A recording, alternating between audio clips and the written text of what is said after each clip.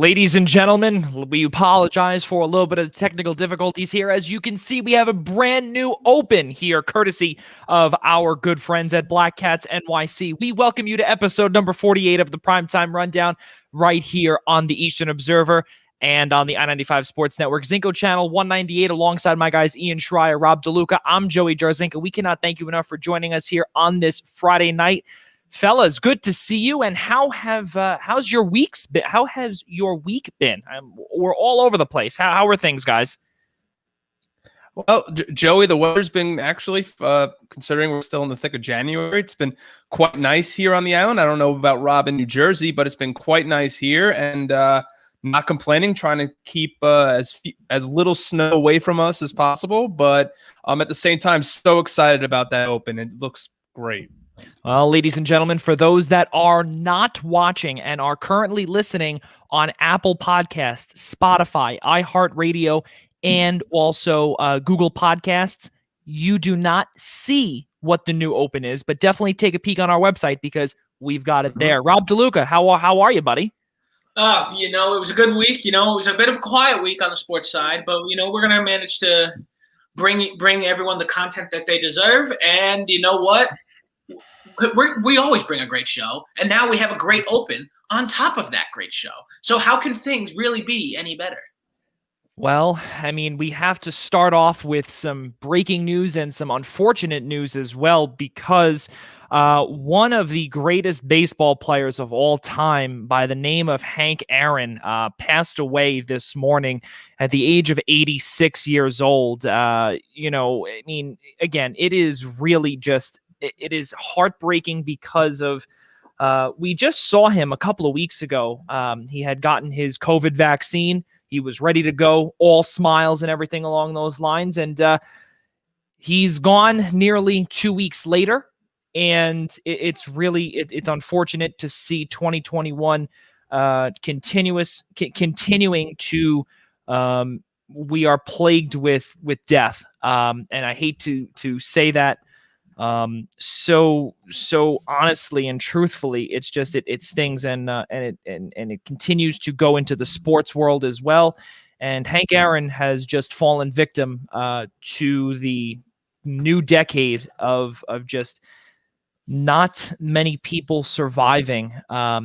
Ian, let's start with you here, because Hank Aaron is one I'm assuming that you grew up, idolizing, watching, etc. And, or mainly idolizing, and to see him go, what does that mean for you? Well, unfortunately, I never got to see him play. I think that's something that if I was alive in the 60s and 70s, it's something I, would have really appreciated. And I can only at this point look back on the memories of Hank Aaron. And Joey, you're right. This just continues a long line of unfortunate death that we've seen that's carried over from the year 2020 into the year 2021. And, a couple of weeks ago, we saw the death of, or I should say we heard about the death of Tommy Lasorda. And now here's the death of Hank Aaron, and just another icon, another baseball legend. And what even more so in Hank Aaron's case was that he was just such he was a black hero in a time of civil unrest. I mean, you think about the time in which Hank Aaron was playing in baseball. I mean, this was the time of the civil rights movement, time when this country was first being introduced into integration within schools, and just the great images now that we can look back on him, the image of him hitting home run number 715 and rounding second base with the two fans, running onto the field back when you actually could run onto the field, I guess, without getting arrested. And running, along each side of him, or the picturesque image of Hank Aaron at the Home Run Derby in 1999, when he was there as a way, because he wanted to see Mark McGwire for himself and Sammy Sosa when they were going through the whole home run chase only a year earlier. And then Mark McGwire breaks what at the time was the single-round home run record for the Derby. I mean, baseball, the world in general, just lost an icon. It's just, again, it just extends that long line of death that we've seen so far in professional sports over the last 365 plus days. It just has to end. Yeah, I mean, this is not something we wanted obviously you don't want to hear about. We literally just got over Tommy Lasorda not 2 weeks ago, and now we're looking at another icon in baseball just taken away from us far too soon. Yeah. I mean, I know the man was 86 years old and Tommy Lasorda was in his 90s, but nonetheless, you never want to hear about it. And unfortunately, Ian said it very well. I mean, just what he did for the game of baseball. It's tough, and it's at this point you just got to ask yourself, when is this decade gonna let up? It's literally just started, and it's pretty much kicking us while we're down. Yeah, it's starting off on a horrific note, to say the least. And you look at what Hank Aaron had accomplished baseball wise. He began his debut, he began his baseball career April 13th, 1954 for the Milwaukee Braves. His last MLB appearance was October 3rd, 1976 for the Milwaukee Brewers. As we know, he was an icon down in Atlanta once Milwaukee moved to Atlanta to continue their run as the Braves. He had a batting average of .305, had 3,771 career hits. He was the home run leader until 2007, once Barry Bonds secured that new title, obviously with an asterisk next to it, but he did have 755 career home runs. And also he had 2,297 runs batted in. He was also a part of the Negro Leagues as well, the Indianapolis Clowns, 1952. Do not forget, folks, he was also a 25-time All-Star. 25 times consecutively from 1955 to 1975. He did not miss a single All-Star game that in his time in the major leagues. He was a World Series champion in 1957, named National League MVP that year, 3-time Gold Glove Award winner from 1958 to 1960 consecutively, 2-time National League batting champion, 1956, 1959, as well as holding MLB records in the following categories: RBIs, 2,297, career total bases, 6,856, also career extra base hits at 1,477, and he was a Hall of Famer, first ballot, 97.8% of the tally in 1982. There's no doubt about it that he will be missed, as well as throughout the baseball community. We also do come to you with more breaking news here this evening, or late afternoon, if you will, where we did hear that there will be some shakeups in terms of television. And this is some big news for those that do watch sports television a lot, where NBCSN will be dissolving come the end of the calendar year of 2021. And the reason why we brought this up here, ladies and gentlemen, is because you look at, as we are a National Hockey League, we talk about it all the time, and there are other sports on there that they do cover. And we talk about college basketball. We don't talk about the A10, but they have a contract with NBC. And actually, very funny, just a few weeks ago, the A10 and Comcast actually agreed on a deal to continue their partnership on NBCSN. So I don't know how that's going to work out, where we're going to see the A10 on USA Network, which is where we've heard some things where, well, it could be that all of the NBCSN programming is going to go on to USA. And from the articles that we've read thus far, again, this is all speculation. This is all things that we have seen early on in the early going. The National Hockey Leagues, their television contract is up at the end of the 2021 season, which will be at the end of July, you would figure. So we don't know exactly what the deal is, where things are going to go, also where the talent is going to go to. And the two people that I look at the most here on a National Hockey League level, actually three people. Let's call it two, because Brendan Burke has a job with MSG just in case. But I look at John Forsland. I also look at Catherine Tappan. And the reason why I look at John Forsland is because he did not pursue a National Hockey League team job following his, mutual breakup with the only team that he's ever known in the Carolina Hurricanes / Hartford Whalers. And he was supposed to be the number one broadcaster on there, or 1A or 1B, if you will. So this one to me stings as a broadcaster myself. And you've heard also people out there listening that you've heard that there has been no talk whatsoever of this ever occurring. And you've also heard that that everyone in there that has now heard about it, all employees of Comcast, are completely shocked about it. Ian, as a sports information person, and obviously, we can't really combine or connect the two, sports information and television, but we can compare jobs. And I think, just occupations, period. Sports information and television, it's all in the sports area. And to be basically slapped on the back of the head and say, okay, by the end of 2021, some people are most likely not going to have jobs. What does that tell you about Comcast as a whole? Because to me, that seems like a little bit of upper tier issues, if you will.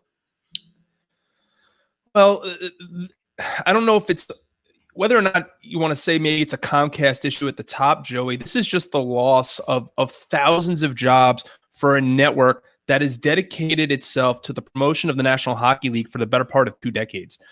It's not just the play-by-play talent. It's not just the in-studio talent. It's the guys in the truck. It's the production assistants. It's the camera operators. It's everyone involved that has helped to make NHL on NBC what it is today. Look, I remember when I was 15, 16 years old, still watching the NHL on ABC and watching Gary Thorne and John Davidson and watching that network carry hockey for many years. But, for the better part of my formative years, it's hard for me through my 20s and 30s not to recognize NBC as the carrier of hockey and potentially not be going forward. I mean, hockey has been the sport that has piloted this network for as long as it has. I mean, you look at back, a decade ago, maybe more, when it was Outdoor Life Network, and then Outdoor Life Network became Versus. Yes. And then Versus was finally picked up by NBC as NBC Sports Network. So, after ABC, or I should say ESPN, Disney, whatever you want to call it, decided to cancel their contract with hockey because they felt they were getting no ratings, they decided to find somebody else to pick up, and pretty much the NHL for their national broadcast was literally dropped on a cable network that nobody cared about. So unless you followed one of your local teams, whether you followed the Rangers and Islanders on MSG, or you followed the Bruins on Nesson, or you followed the Maple Leafs and the Canadiens on Sportsnet in Canada, it doesn't matter. Like they were pretty much left for dead. And play-by-play now, NBC picked up the loose pieces, especially after NBC lost Sunday afternoon football and turned it into its baby. And it's just, even though ESPN now wants to come back, it appears that's really the case here, is the fact that NBC's contract with the NHL is expiring at the end of this year. There's been no talks as to whether or not they're going to re-up. And the rumor is that ESPN now wants back in. So, I don't know if NBC, considering they already have Sunday Night Football, want to mess with the amount of money maybe that ESPN is going to throw towards the NHL. So it's just a sad day. It's a sad day for NBC Sports just because of how long they've had the NHL and the product that they've developed over the course of that time.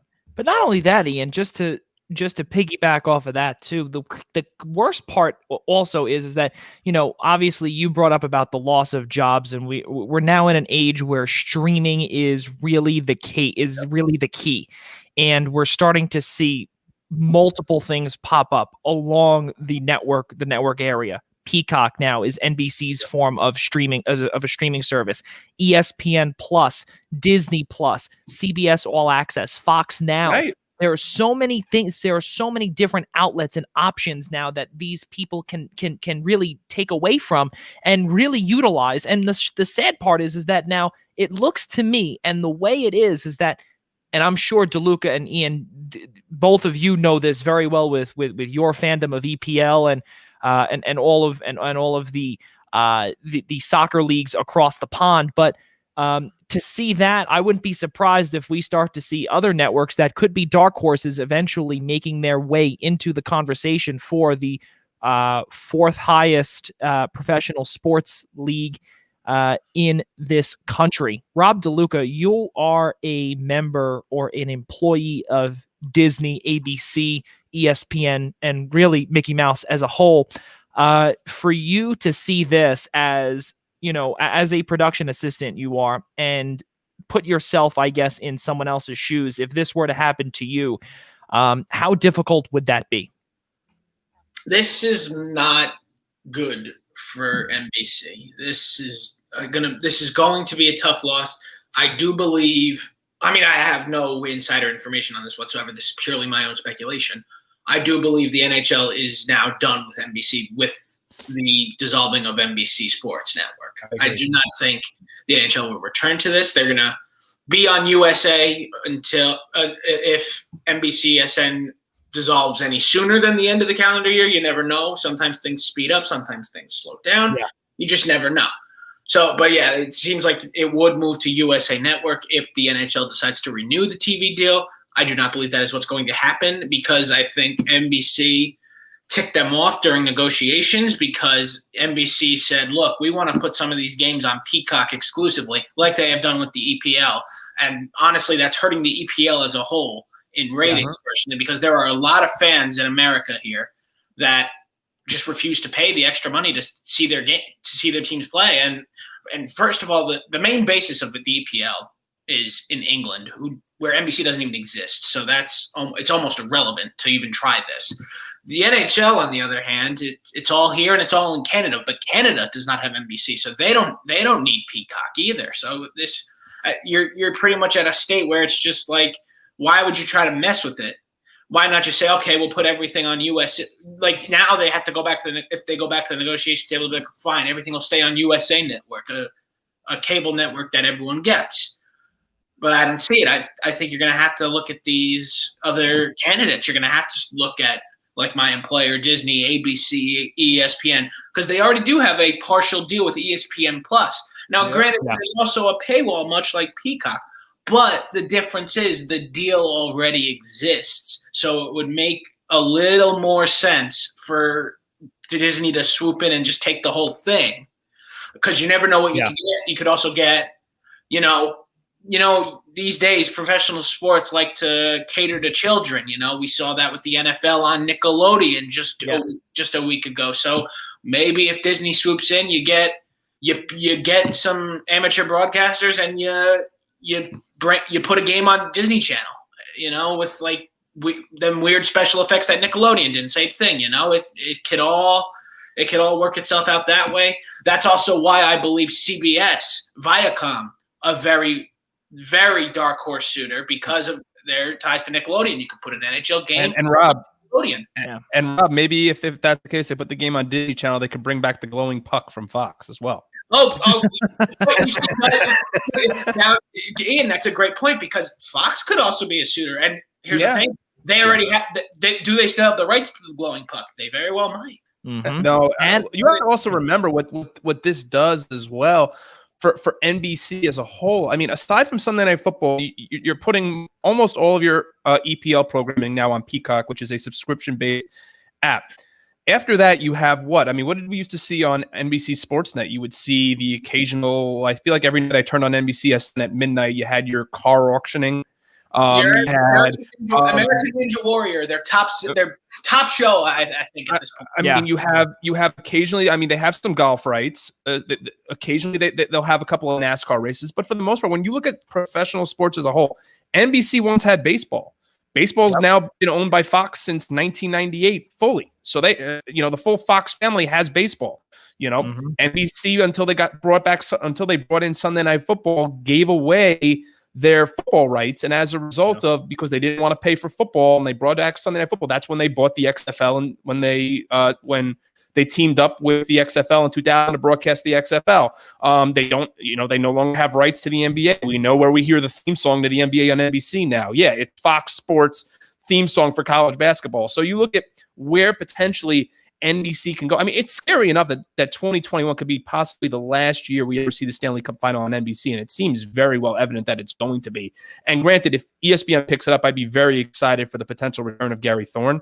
But there could be There could be some real dark days ahead for NBC Sport, really. Oh, it's definitely not great, Ian, and I'm with you about that. There's nothing I would love more than to see now Baltimore Orioles play-by-play man Gary Thorne return to the NHL if it does, in fact, go back to ESPN, ABC.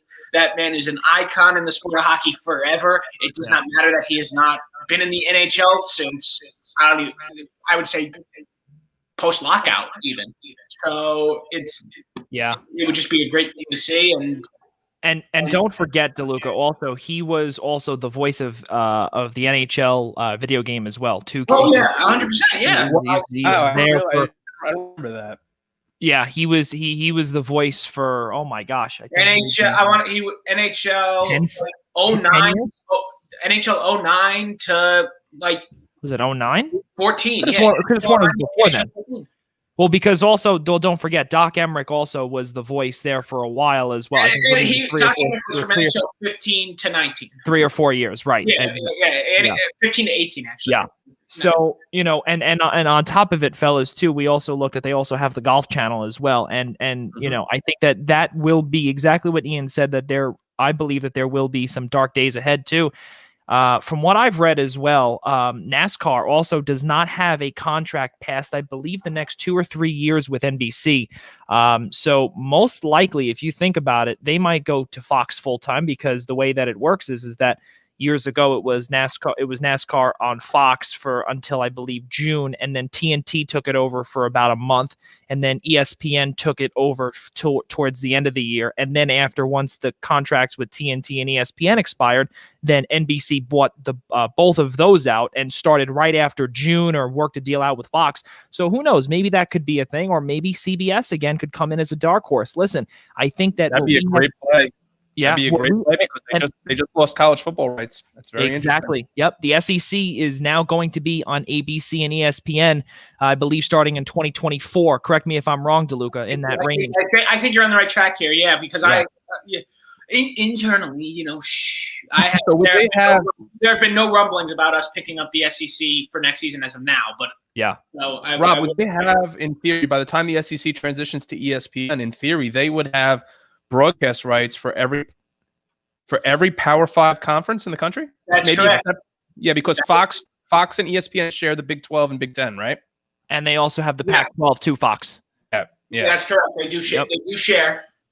But Big 10 is mostly Fox. Like the big games in the Big 10 always end up on Fox. Yeah, it really, and again, to conclude this segment here, it's very evident that the dark days are ahead for sure, because who knows? We look at what the U.S. Open for golf was on Fox after a while, and then they had some problems there. Then they completely terminated that contract, went to NBC.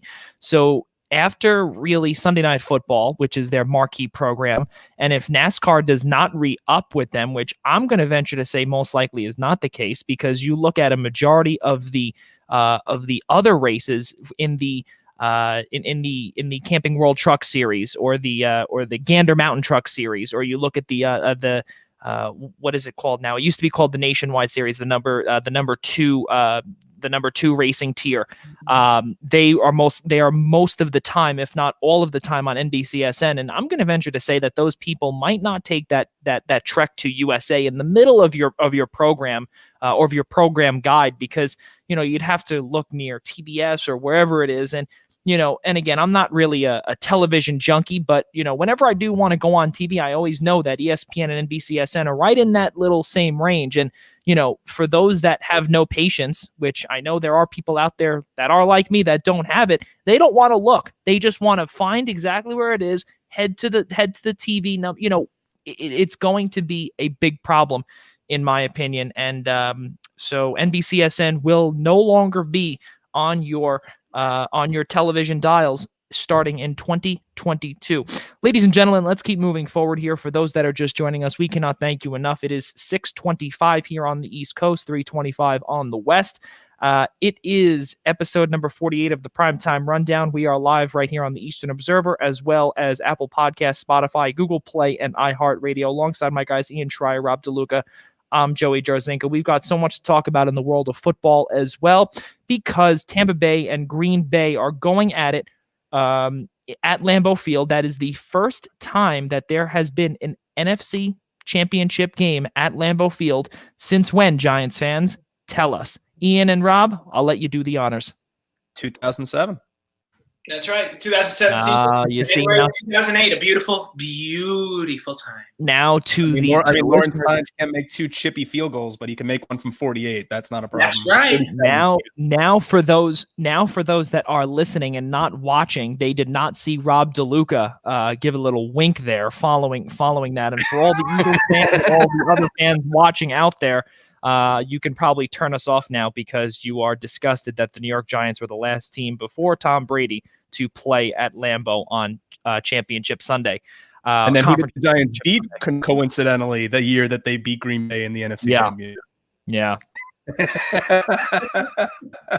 Funny how times work. It's really crazy how time flies, doesn't it? Oh my goodness, we got. I can't believe that game is 13 years ago.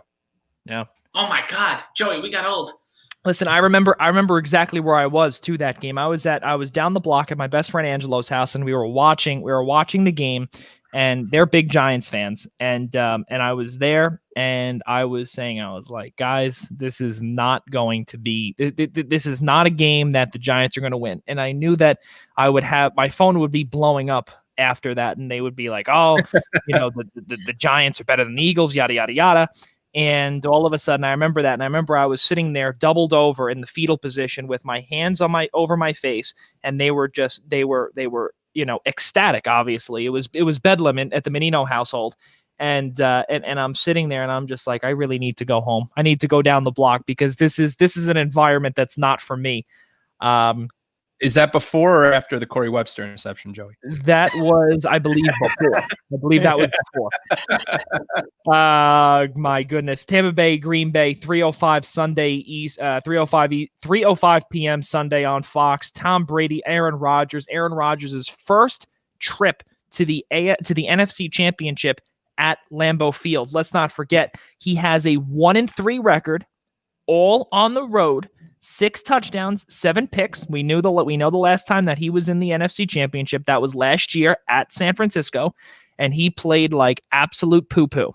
Okay, we know that very well. And again, as we did say, 1-3 record. The last time that he did make it to the Super Bowl was 2010 against Pittsburgh, when they won at AT&T Stadium, when they were open for only 2 years. Rob DeLuca, I want to start with you here. I know, obviously, in all of our picks here, we all chose Green Bay, okay?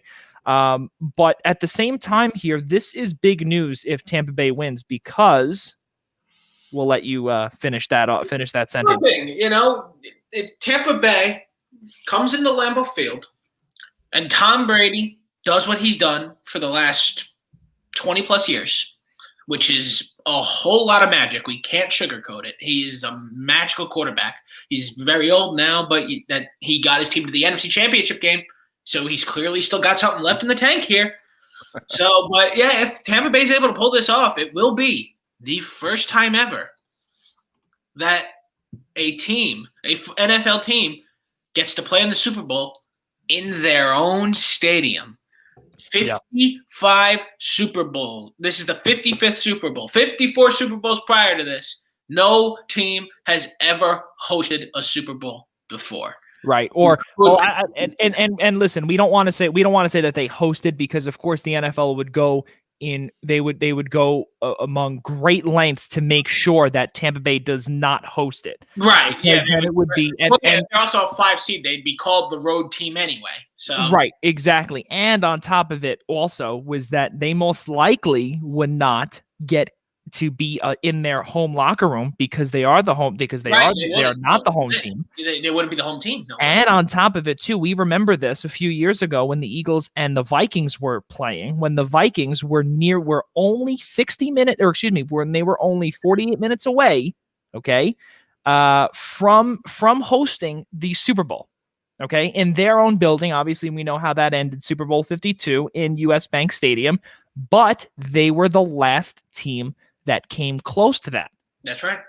So, and now Tampa is again another 60 minutes away from doing just the same. Ian Schraier, Again, we know that Green Bay is an absolute freight train, as you put it. Can they be stopped?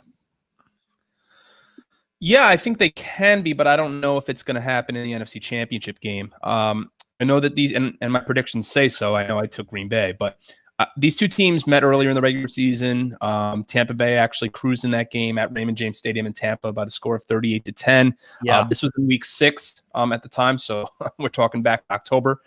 At this point, Aaron was held to 160 passing yards, 2 interceptions he threw in that game. The Green Bay Packers have become a totally different team in that time, and so have the Tampa Bay Buccaneers. Look, the Buccaneers did not play all that great against Washington. They narrowly escaped Washington in the wild card round with a win.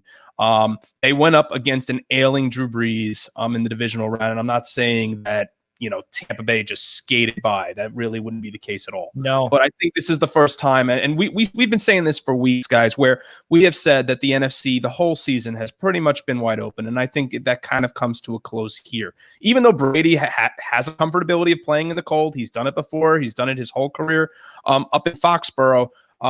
This is a team that it's going to be more important. It's not even going to be, even though this is a game, or I should say a postseason meeting, Brady versus Rodgers, something we've never seen before. This is a postseason meeting, 13 years in the making. So if the Packers would have beaten the Giants, we would have saw Brady versus Rodgers back in 2007 as the Super Bowl. But for Tampa Bay, the key is going to be on the defense, more importantly. Can they stop Rodgers? Can they stop right now what is a very threatening running game in Aaron Jones? Because Tampa Bay has the number 1 rush defense in all the NFL. So if they can contain their running game and just focus so much on Aaron Rodgers, well, then you kind of have to focus on Devontae Adams. And then on top of that, from an offensive perspective, Tom Brady, can he continue to defeat Father Time? We saw what happened last year in the playoffs against Tennessee. He just did not look like the same quarterback. We were all ready to dress him up as old man Brady, and look, he's got the Buccaneers right now in the NFC Championship game. Offensively, to continue the point, is that the Buccaneers Green Bay has one of the worst rush defenses in the league. So Leonard Fournette and Ronald Jones should actually kind of have their way with Green Bay's defense. It's a matter of whether or not, if they even get into a shootout, can Tampa Bay's defense shut down Aaron Rodgers? Well, so I'm going to continue this right before we get to DeLuca. And the next thing that I want to say too is, and I'm just going to put in a tiny little point here, and this is something that Ian said earlier, where Tom Brady he's known for this. He's known for under the bright lights. He's able to come in the clutch and just perform beyond expectation. But this is a team that is based in the South, okay? And a majority of these players have never been in this situation. Yes, how much can Tom Brady take 53, including himself, players, and carry them on his back and go over the finish line and beat Aaron Rodgers and the rest of the Green Bay Packers who have been in this situation before? And when I say in this situation, I'm talking about the cold. Okay. This is a different cold that most people can understand. Joey, okay? if I may, just real quick. Please. To be fair, we did say that last week, and it was almost 40 degrees in Green Bay. Well, Mother Nature, it works in mysterious ways. Well, if I'm not mistaken, and from what we've heard, preliminary weather reports in Green Bay last week, I remember Mike Tirico on NBC kept saying that preliminary reports were saying that the way it's going to look next week, which now obviously next week is in 2 days, is going to be a 35. I think it's a 35% chance of no snow or something like that. So it's obviously the odds are favoring snow. As we're now looking at the weather forecast here for Sunday, it looks to be like it's going to be a high of 30 with winds about 10 miles an hour and a field temperature of about 25, mainly cloudy with snow showers around the morning.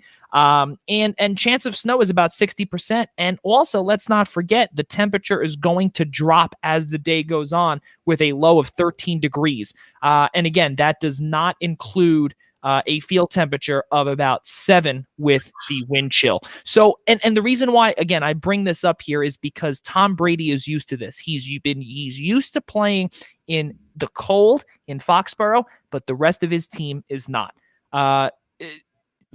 And really, again, I just think that, and let's not forget, to the both of you here, Vita Vea is coming back, and he was made official too.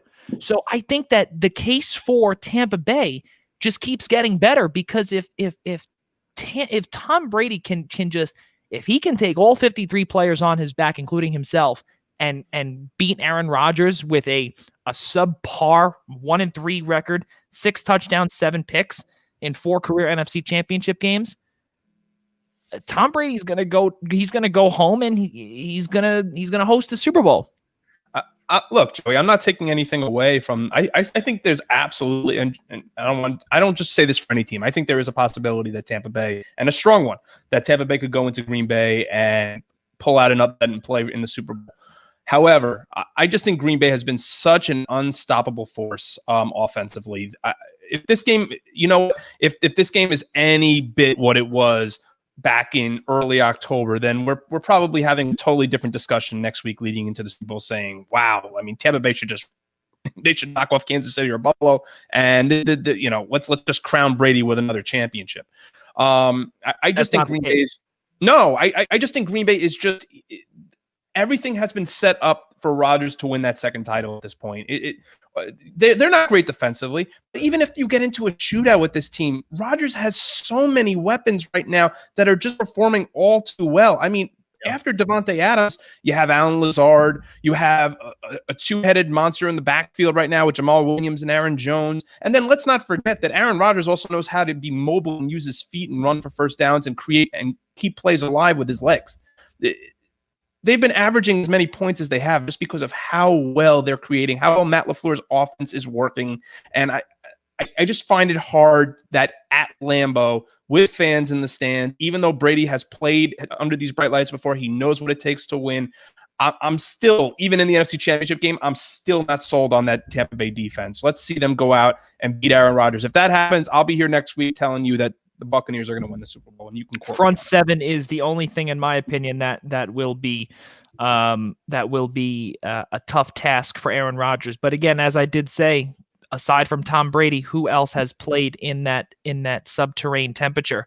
Not many people on that roster. The last time that these two teams squared off, Tampa Bay won 38-10 inside Raymond James Stadium. So obviously a completely different atmosphere. Where it was most likely, we don't even know, I think it was around like 80 degrees around that time. So again, about a 60-degree difference from October to now in January.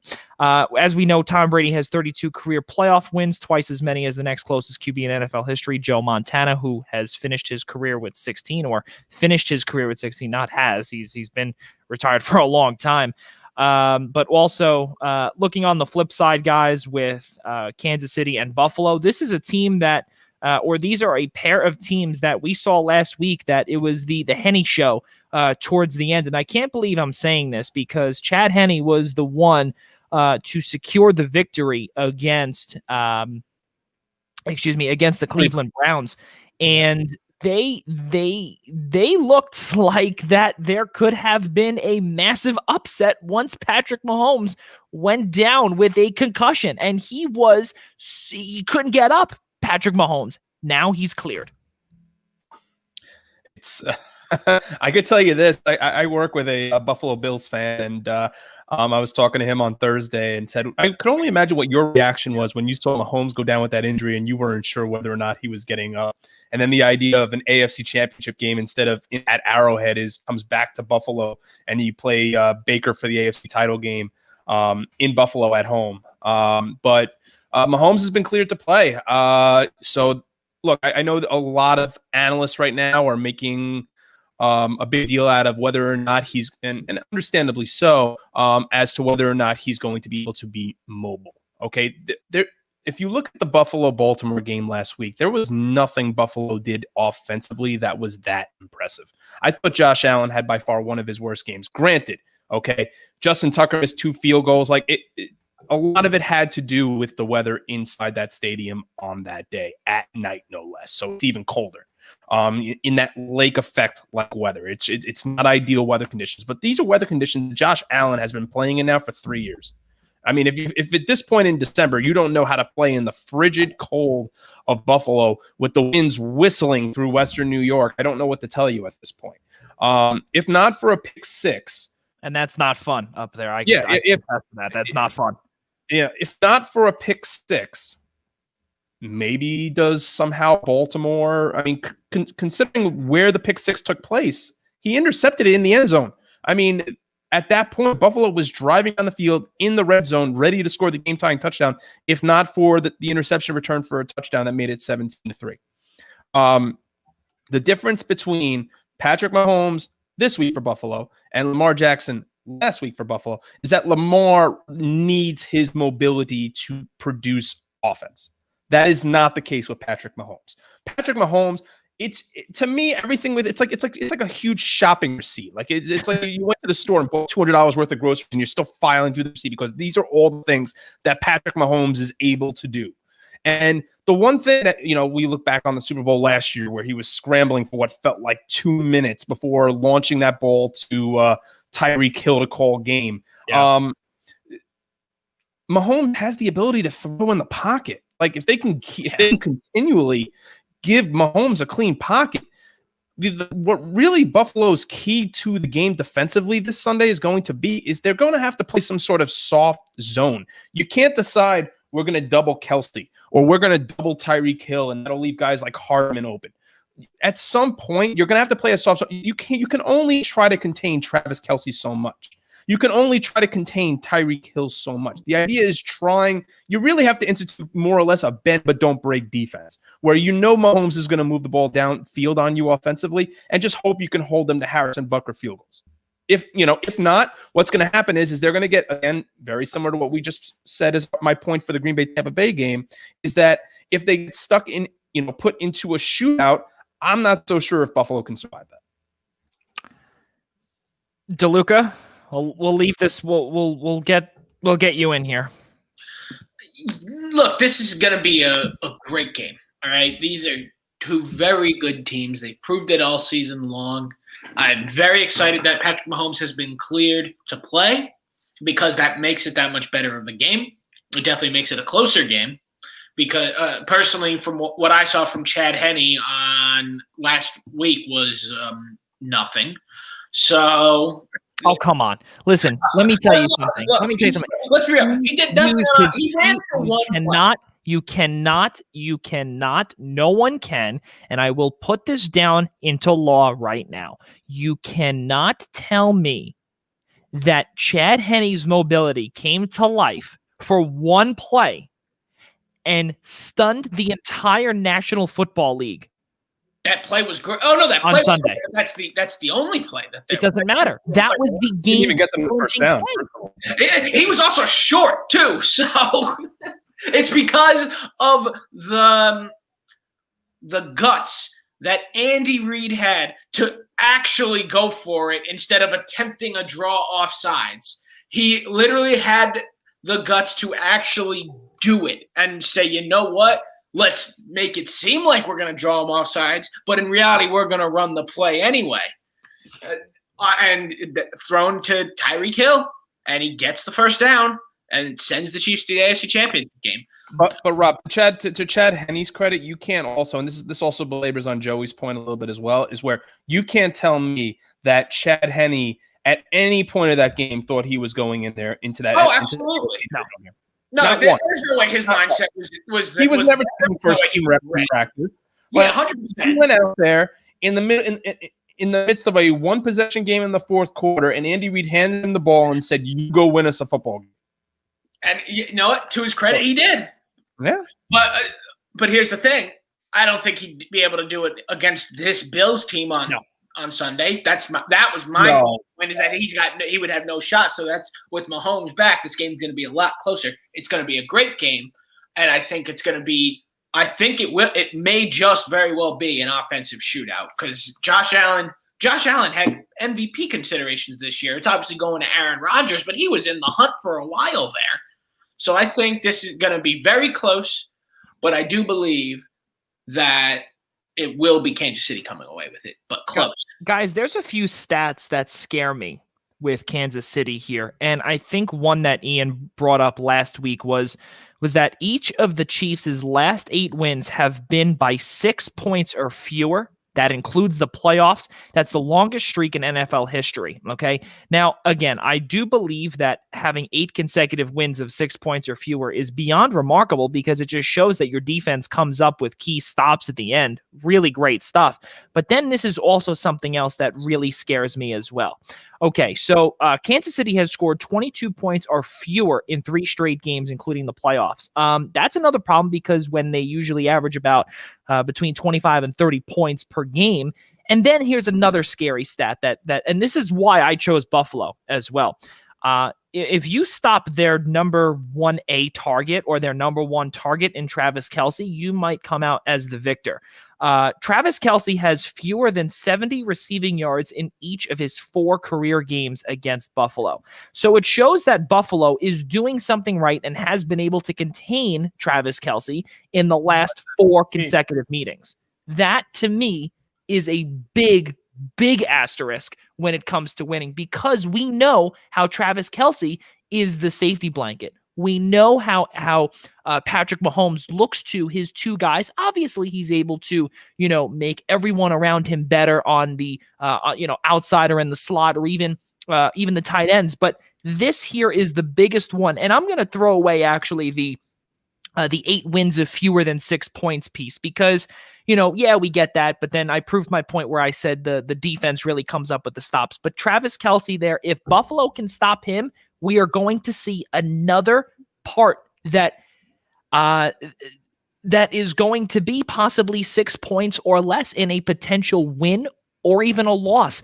How much can Tyrann Mathieu do? Okay, let's also look back to John Brown as well, who has been escalating ever since his ankle injury. Okay, when we had Bradley Gelber on, when we had Brad Gelber on, he was talking about John Brown's emergence following his ankle injury, and all he kept doing was going up, up, and up. And every single time, including last week as well against Buffalo, I think he had one massive catch for I think it was like 60 or 70 yards. Great job. Yeah. He couldn't get it. He couldn't get into the end zone, but just coming away. And that was, I believe, if I'm not mistaken, against Jimmy Smith. Okay. Now try and do that against a team with very subpar cornerbacks as well. And again, we also have not spoken about Stephon Diggs as well, who continuously has been who has been on the rise.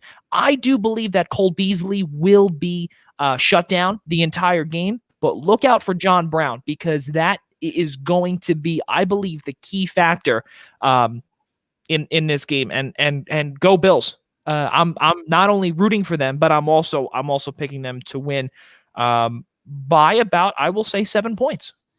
I think the pieces that are actually, or I should say the piece, I'll say pieces that are the most important for the Bills to win that game.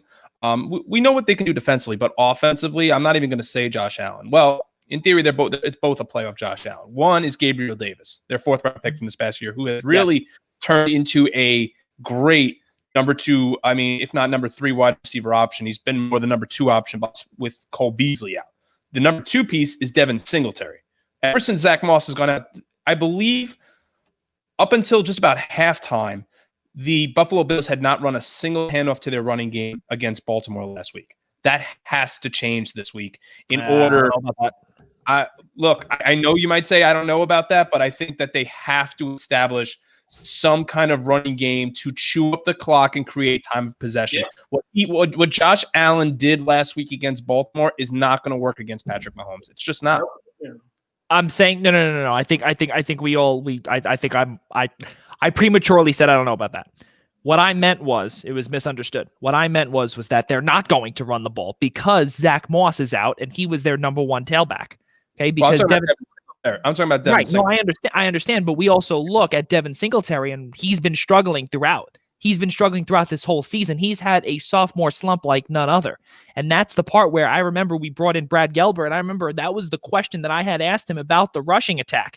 And I had said, if this team can go far, they need to have some balance. And I remember he said he was like, well, I think that they can get there, but and they could potentially succeed, but that's not really a part of, that's not really a part of their game because of whatever. But then I said, well, what if something were to happen?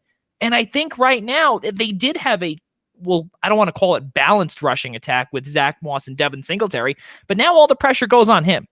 And that's a problem. That's the part where yes, Ian, I 100% agree with you, because Buffalo, the thing is last week is Lamar Jackson. What I don't even call him a shell of himself. He didn't perform well at all. No, he didn't. The whole Baltimore offense did not perform.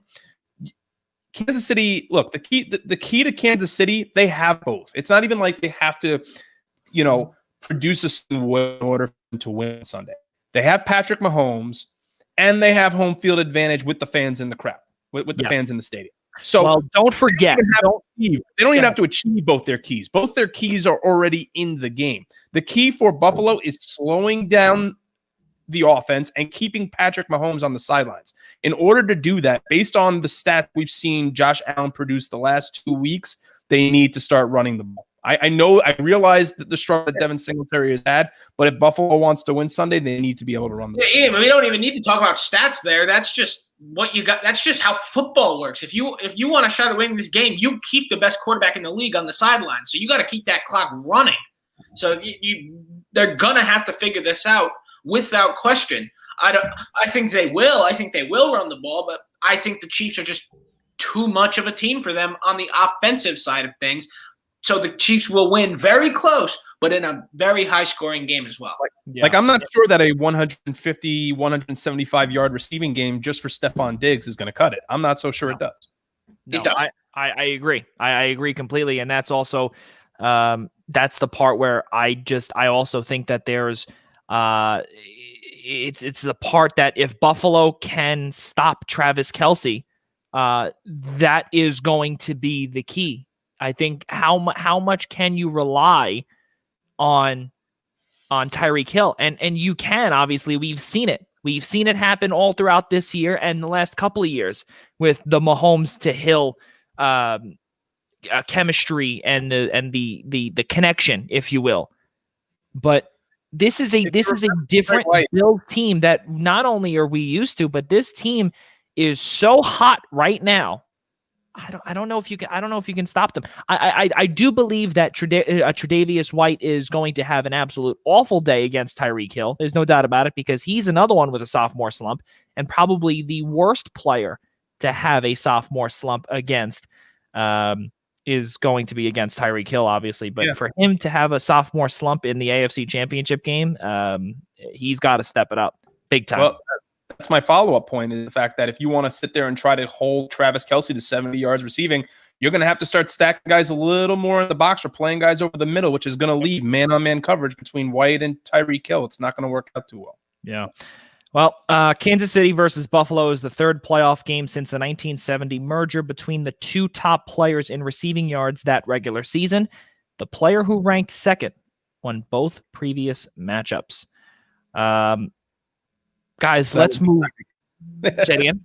That would be Tyreek Hill, no? Exactly, yes. So that's kind of where I was going to lead to in my next point. Guys, let's keep moving forward here, because we saw the final game of a legend in Drew Brees. And obviously it's not official yet, but Drew Brees completes his career with New Orleans and San Diego with the following numbers: 571 total touchdowns, second to Tom Brady, who currently sits at 581.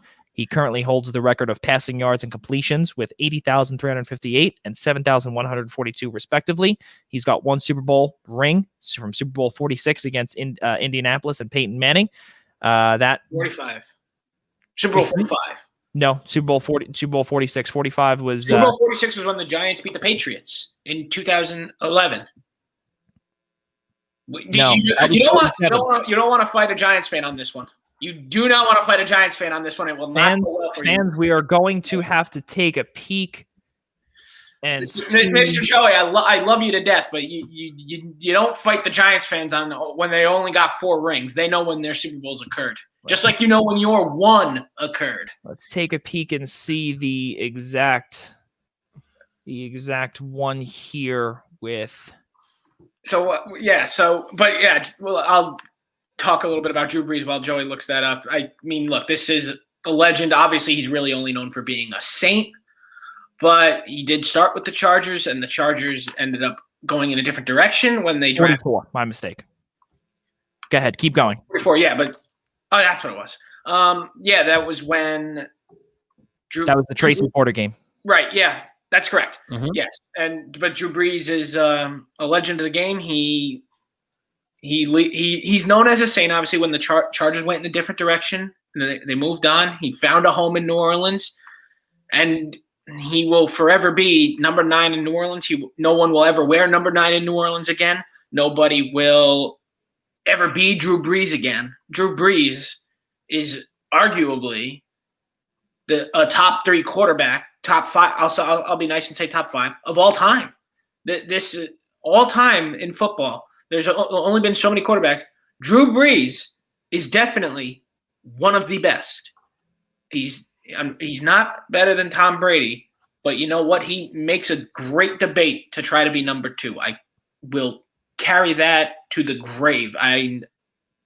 You can debate me on it, but I will not waver from that. I think Drew Brees is arguably the second greatest quarterback to ever play football. He was also Drew Brees, that is drafted by San Diego in the 2nd round, 32nd overall. Obviously, at one point was the 2nd pick, I believe, or the second. That was 32 overall. I believe it was 32 or 33 overall. 2nd round, wherever it was. I know he was a 2nd round pick in 2001 by San Diego, and then a couple of years later, after some controversy, when they drafted Eli Manning, traded him for Phillip Rivers.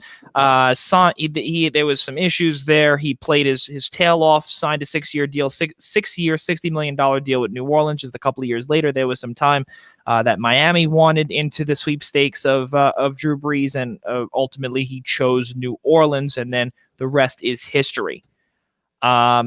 Guys, let's continue with Drew Brees here, because what have we seen throughout his whole career? And really, I hate to say it, guys, but me and DeLuca's childhood.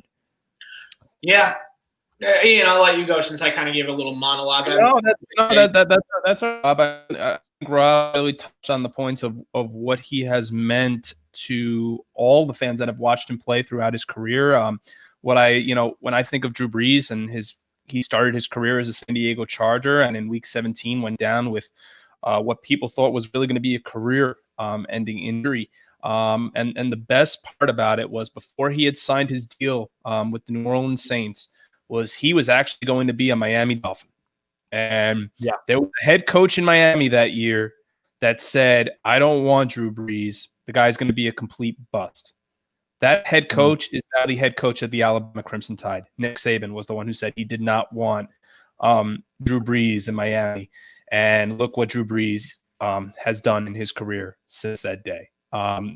Look, give him his Boston Canton yesterday, please. I mean, the man is a class act in every way. He's football royalty. I mean, look, Rob, I'm not going to debate the point of whether or not, who's the best quarterback of all time. Is it Tom Brady? Is it Drew Brees? Is it Peyton Manning? I mean, look, we can have this discussion until we're blue in the face. I agree with you. I do think Tom Brady is the greatest quarterback of all time. I thought what made his story even better this year was the fact that his wife revealed the other day that not only did he play with a collapsed lung, not only did he play with an 11 fractured ribs, but also he played with a torn rotator cuff and a torn fascia in his foot. So you want to talk about just a resilient football player that loves to go out there every Sunday, play his heart out, never wants to come off the field. I mean, we saw the writing on the wall. We knew he couldn't sling the ball down the field anymore. But thankfully for his offense and the way his offense was built, he didn't really have to do that. Aside from Traquan Smith, who was his deep ball threat, Michael Thomas is a intermediate pass receiver. Same thing for a guy like Deontay Harris or Jared Cook. Like, he didn't have to throw the ball 30, 40 yards down the field anymore. He could pick up 15-yard chunks at a time. And look, it got them to the NFC division. It got them away the NFC Championship. But what bothers me most about Drew Brees' career is the fact that he didn't get the send-off that he deserved. Because of COVID-19 and because of this pandemic.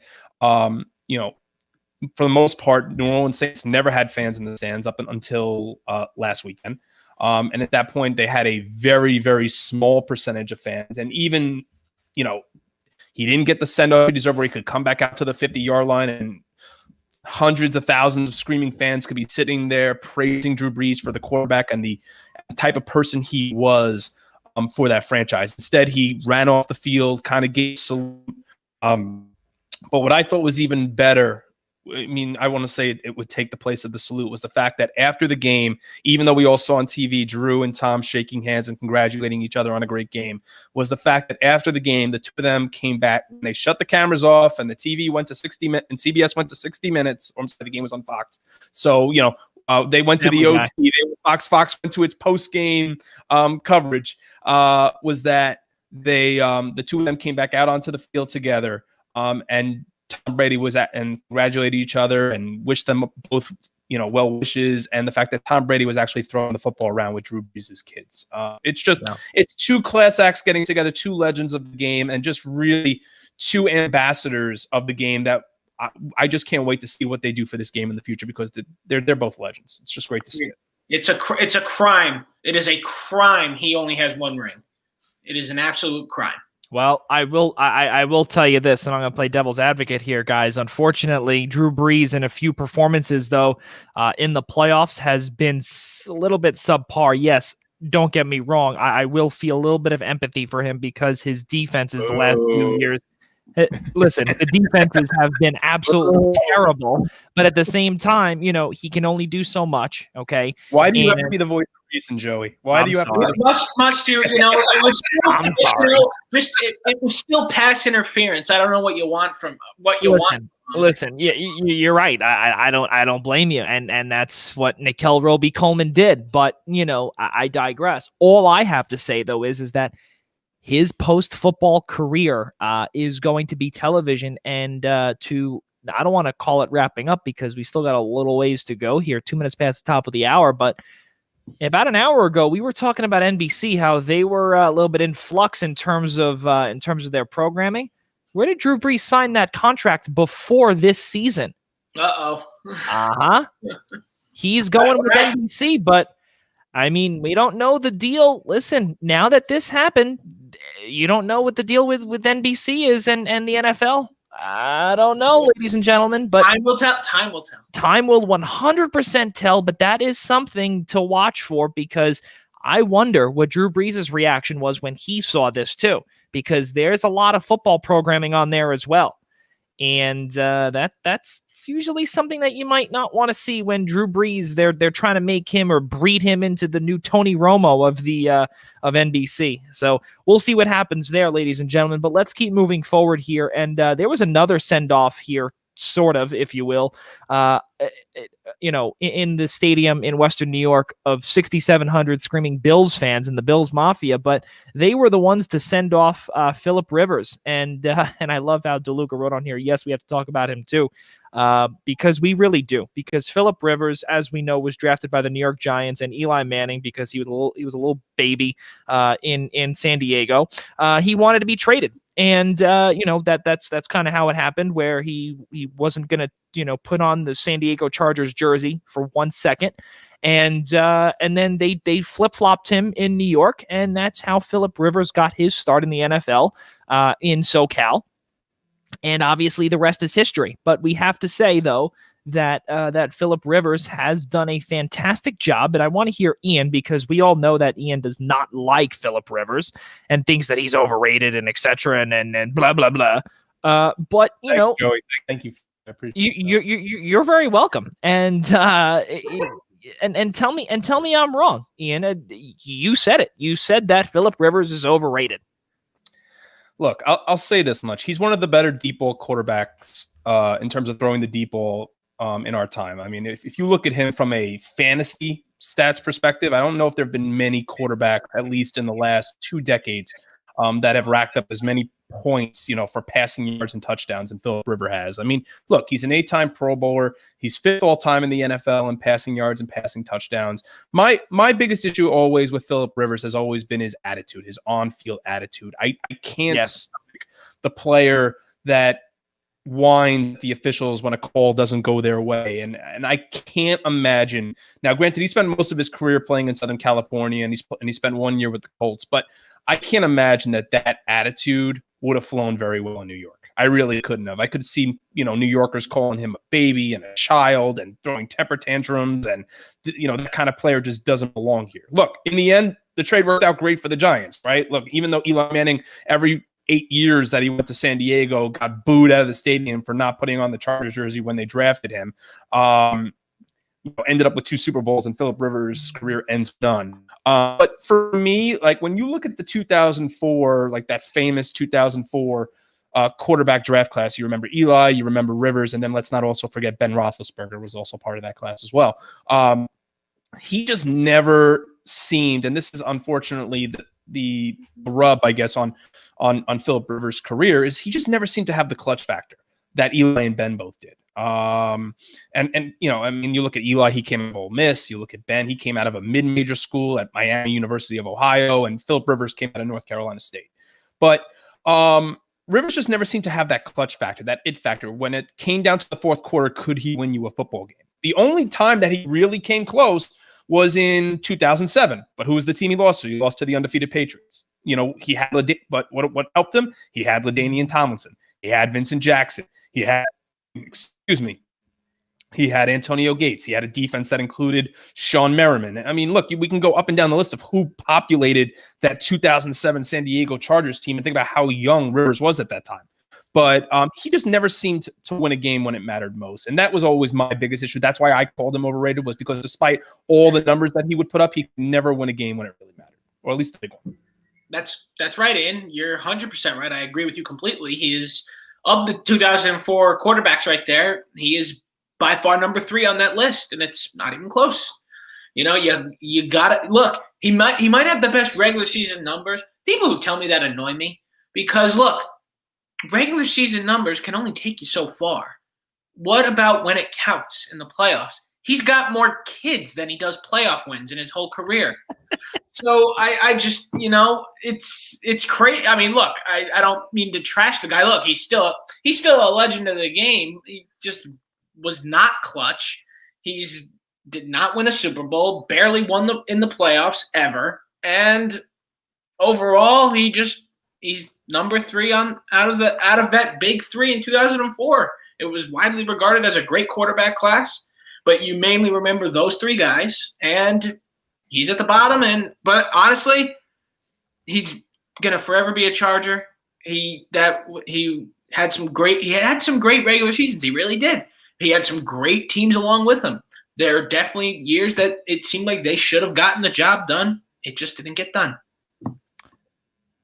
And looking back to what Phillip Rivers has meant to the Chargers, and I remember when, and I remember I brought up this story a few times when the only 2 times that I was out in Los Angeles was when both teams, the Rams and the Chargers, were announced the same day that I had landed at LAX. Both teams were announced that they were heading to Los Angeles, and it was really weird. And I remember I was thinking about going back there a third time. And I said to myself, well, is there going to be a third team that's going to head there? And I remember Phillip Rivers was so, I don't know. I don't remember if he was okay with the move from San Diego to Los Angeles, but I remember there was some chatter that he wasn't. And I remember that there was some chatter that he was. So I don't know if we'll ever know that story. Because obviously of his children as well, that was a big factor too, to literally get them all up and whatever. But I don't believe he ever relocated from San Diego to Los Angeles. I believe in that first year that he was a LA Charger, he would drive every single day from San Diego to Los Angeles because he wasn't going to pick up his whole family and move. And I remember he had said, there was an interview with him, I believe, on Pro Football Talk or Pro Football Week or wherever it was. And he had said that he couldn't stand the LA traffic. He couldn't stand all that and whatever. And it just showed to me that relationship was slowly, winding down, if you will. And obviously he is he is Mr. Charger. He will forever be the San Diego / Los Angeles Chargers, regardless of him playing. Only I believe you think about quarterbacks to come out of that franchise. It's Fouts 1 and Rivers 2, probably. Yeah. That's really true. Yeah, no one's wearing 17 again. I can tell you that. No, absolutely not. No one will be wearing 17. That's for sure. He'll be up there with LT, with Junior Seau, with Fouts, with all those guys up there. And for him to be able to do that at the StubHub Center for about 2 seasons, playing in a soccer stadium, and also don't forget, as we did say, driving from San Diego to LA every single day is really remarkable too, because it just showed his want and his desire to always be a San Diego / Los Angeles Charger. So really, really good stuff there from him. 8-time Pro Bowler, 2006, 2009 to 11, 2013, 2016 to 2018. He was also Comeback Player of the Year 2013. He was the completion percentage leader in 13. As a collegiate quarterback at NC State, ACC Player of the Year 2003, Offensive Player of the Year 2003, First Team All-ACC 2003, Athlete of the Year in the ACC 2004. His number 17 is retired for the NC State Wolfpack as well. He was also a part of the San Diego Chargers 50th anniversary team as well. Guys, let's keep moving forward here. It is 7-11, but guess what? We did not do our 631 sports update, but this is something that is pretty cool here, is that the Baltimore Ravens have hired Rob Ryan as their inside linebackers coach. Oh, God. Yeah. So that is going to be say that one more time. Said Rex Fallon or what?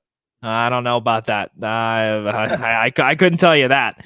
But that is our 631 sports update. We'll be back in about 6 minutes to give you our 718 sports update. But let's keep moving forward in the world of football, ladies and gentlemen, because there has been some talk about some different coaches getting hired. And this is the first one that we've got on tap here, is that New Orleans defensive coordinator Dan Campbell became the head coach in Detroit. And this is something that Ian had brought up and said, we need this clip to play on our show. Okay. And for those that are listening via audio, need to hear this as well, because this is something that really is, you don't ever hear this, because in today's day and age, you'd have to have a lawyer on speed dial.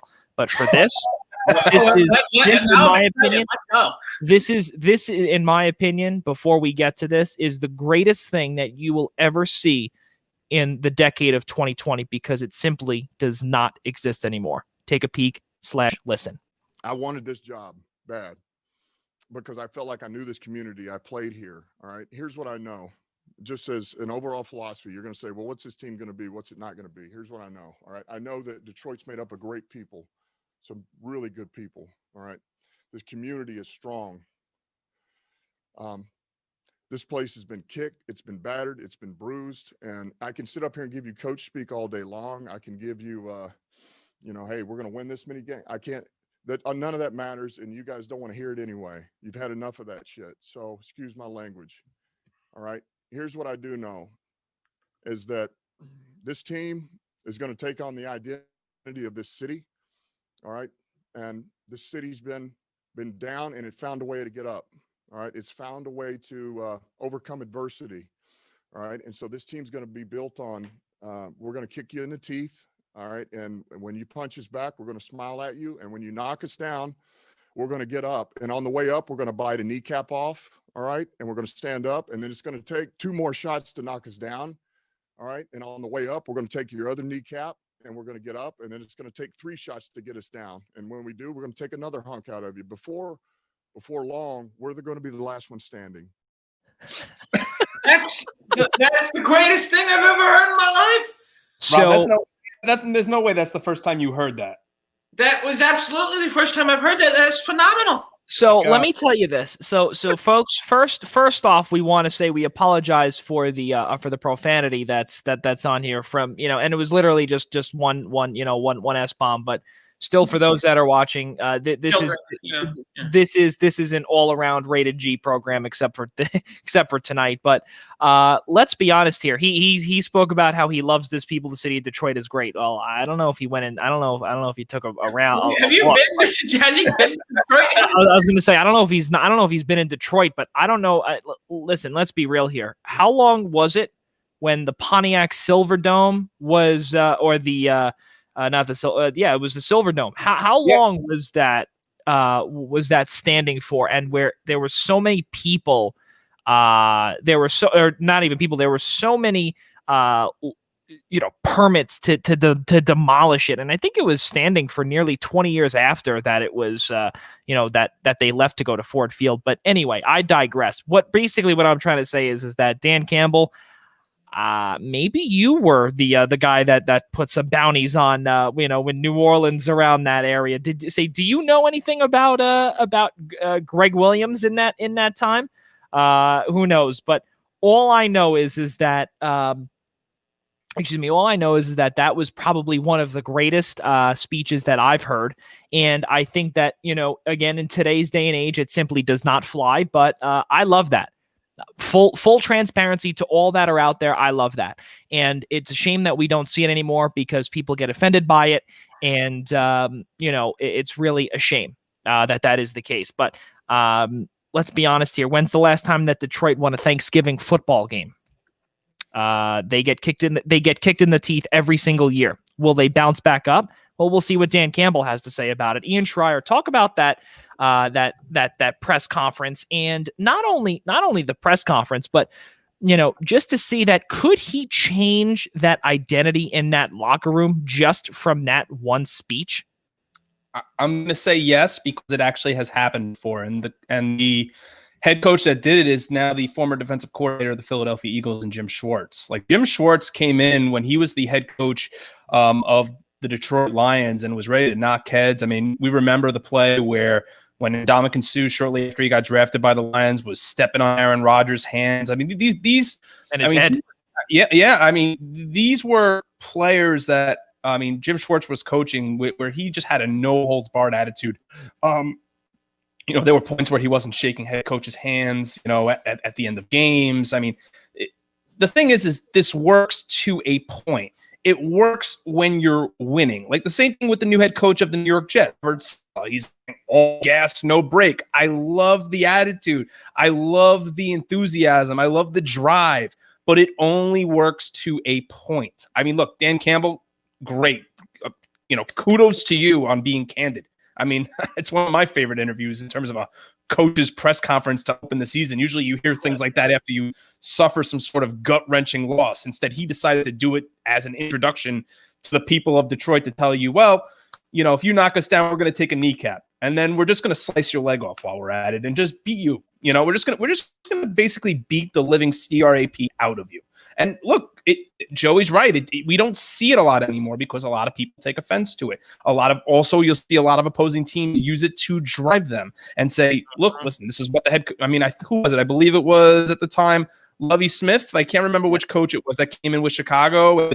My job to win a championship. My first job is to beat the Green Bay Packers. Well, guess what? He had a pretty hard time in his career beating the Green Bay Packers. Like, it's just like it works to a point. Rex Ryan says, I'm going to come out. I'm going to beat Bill Belichick and the New England Patriots. The Jets are going to win this division.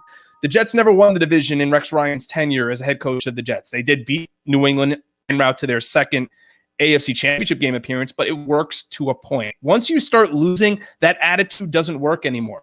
It sent Rex Ryan packing, it sent Jim Schwartz packing, and it could send Dan Campbell packing if he doesn't win right away. DeLuca, go ahead. Yeah, I'll keep it brief since we've got to get to our 7:18 sports update, and we have a lot to unpack still with only 40 minutes left. So I loved the press conference. I think it's phenomenal. I absolutely love the fire and passion that he had there. That's something you do, as Ian said, you don't see anymore because people take offense to it, which annoys me, but that's a discussion for another day. So, my God, your uncle is on point. It's not even close to how correct he is. That is unbelievable how on point and correct he is, but I love it. And honestly, Ian is right. Yes, this very well could change the locker room tempo in Detroit. Are they going to be a playoff team right off the bat? Probably not, because they have a quarterback situation to figure out first. So we will see what happens, but I guarantee you the Lions are going to be relevant very quickly. So before we continue, for all of our audio listeners out there, my uncle had written, quote, I like it, but that talk doesn't work with these prima donna athletes today. Matt Patricia 2.0, end quote.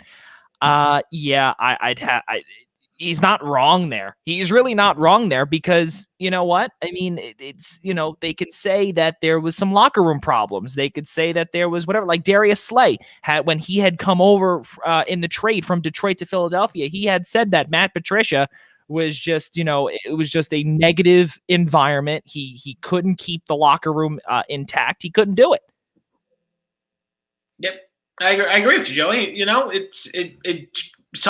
But sometimes a coaching change just might be what you need. It could just be the wrong guy saying these things. Sometimes it's just not your guy. So maybe Campbell is their guy. It's as simple. Maybe he's the guy. It just comes down to that. It's all a bunch of maybes and what ifs. We will see. Let's keep moving forward here, guys. Brandon Staley, defensive coordinator for the Los Angeles Rams, moves to the other side of SoFi Stadium, and he becomes the head coach of the Los Angeles Chargers. So obviously not really that big of a move, which is a nice thing, because I think really what it comes down to is that they made a pretty good hire there, and he's also a defensive-minded coach. And also, there was something that he did say in his opening press conference too about Justin Herbert, that he wants to have some dual cooperation there, some dual knowledge, if you will. And we don't know really what that means just yet because really what we've seen thus far out of Justin Herbert has been beyond phenomenal. And also Anthony Lynn was also their head coach too, was a big offensive mind in Buffalo before the likes of Sean McDermott and Brian Daboll. But he will, I'm sure, get a job elsewhere. Anthony Lynn, that is. So that is not our 718 sports update. I wonder what could be. Well, actually, it is perfect because we just got a sports update from the Chicago Bears that they have named Sean Desai as their defensive coordinator. So that is pretty cool stuff there. That was now official, and now they have their new defensive coordinator. Excellent. I think that it can't hurt the Bears. They need some help. So we'll see what it does for them. They just got to keep putting down around Khalil Mack. That's the key. I mean, they're fine at linebacker. It's the secondary and the defensive line. So we'll see if right now for them it's about. I mean, they really have to draft everywhere, Chicago, this year. I mean, they're likely going to lose Allen Robinson to free agency. And, they obviously don't know what they're doing at quarterback with Mitch Trubisky. So there's a lot of question marks surrounding that franchise right now. But defensively, you just got to keep building around Khalil Mack. That's where you got to go. Yeah, but it's the Khalil Mack show. Everyone else just got to enjoy the ride. Our last topic in football, unfortunately, is regarding the Philadelphia Eagles. They hired a brand new head coach, Nick Sirianni. He is a part of the Frank Reich tree. And all of a sudden, we thought that Jeffrey Lurie was possibly able to get out of his roots, which was always go back to Andy Reid as a default. But unfortunately, we all know that Nick Sirianni worked under Andy Reid and got some good references from the aforementioned Reid and also from Frank Reich as well, who was the coordinator under Doug Peterson in the 2007 Super Bowl season. I'm going to go out on a limb here and say that this is definitely, and this is something that Ian, myself, and DeLuca were talking about off camera, that where Ian thought that this could possibly be a stopgap for him, or maybe like something like that. I'm going to 100% disagree, and I'll tell you why. The reason why is because that's not what Jeffrey Lurie does. He is not one to hire these coaches that he only thinks is going to be around for a couple of years. His mind is such where it's continuously developing the quarterback and being this offensive guru that can build these quarterbacks up to their maximum potential, but also to keep them around for a long time, i.e. Andy Reid. And at one point we did think it was Doug Peterson, but now we keep hearing these rumors and such where the upper management wants to control these people.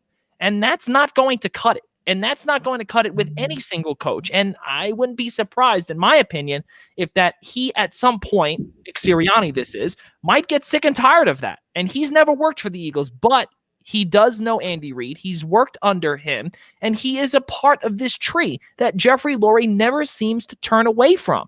And also the players too, which really it hurts me to see that Eric Bieniemy was not hired as the head coach of the Eagles, and especially because he is from that tree as well. You want an offensive coordinator that can most likely build QBs? He was the guy. He was one of the guys that was able to continue to produce Patrick Mahomes into the man that he is today. Also, Matt Nagy was on that staff as well before he got the head coaching job in Chicago. Also, we also want to say that the players vouched for Deuce Staley as well, who has been passed over time in and time out, where he's just been an assistant coach. He's been a running back coach under Chip Kelly. Then he was able to become the assistant head coach. It's brutal. It's brutal to see his name continuously pop up on the radar, and most of the players that most likely are not going to be there anyway, to present a little something to management and say, this guy is ready for this job, and how much he has given the city of Philadelphia as a coach and as a player, in my opinion, should never have went unnoticed. But Jeffrey Lurie decided to take matters into his own hands, and it's really unfortunate. I'm not downplaying the fact that this guy, Nick Sirianni, can get the job done. I believe he can. I believe that if he doesn't, then the city of Philadelphia will most likely egg his house and do 10 times worse things.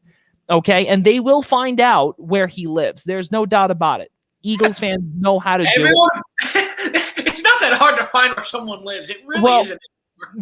That is true. That is true. But the city of Philadelphia they are hounds, and that's also why, DeLuca, I've also invited you countless times to sit in the Eagles. I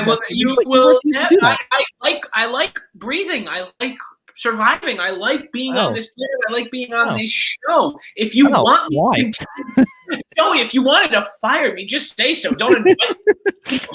No, I don't need to fire you. I'll just bring it. I'll just bring it to the Eagles' nest, and you'll be good.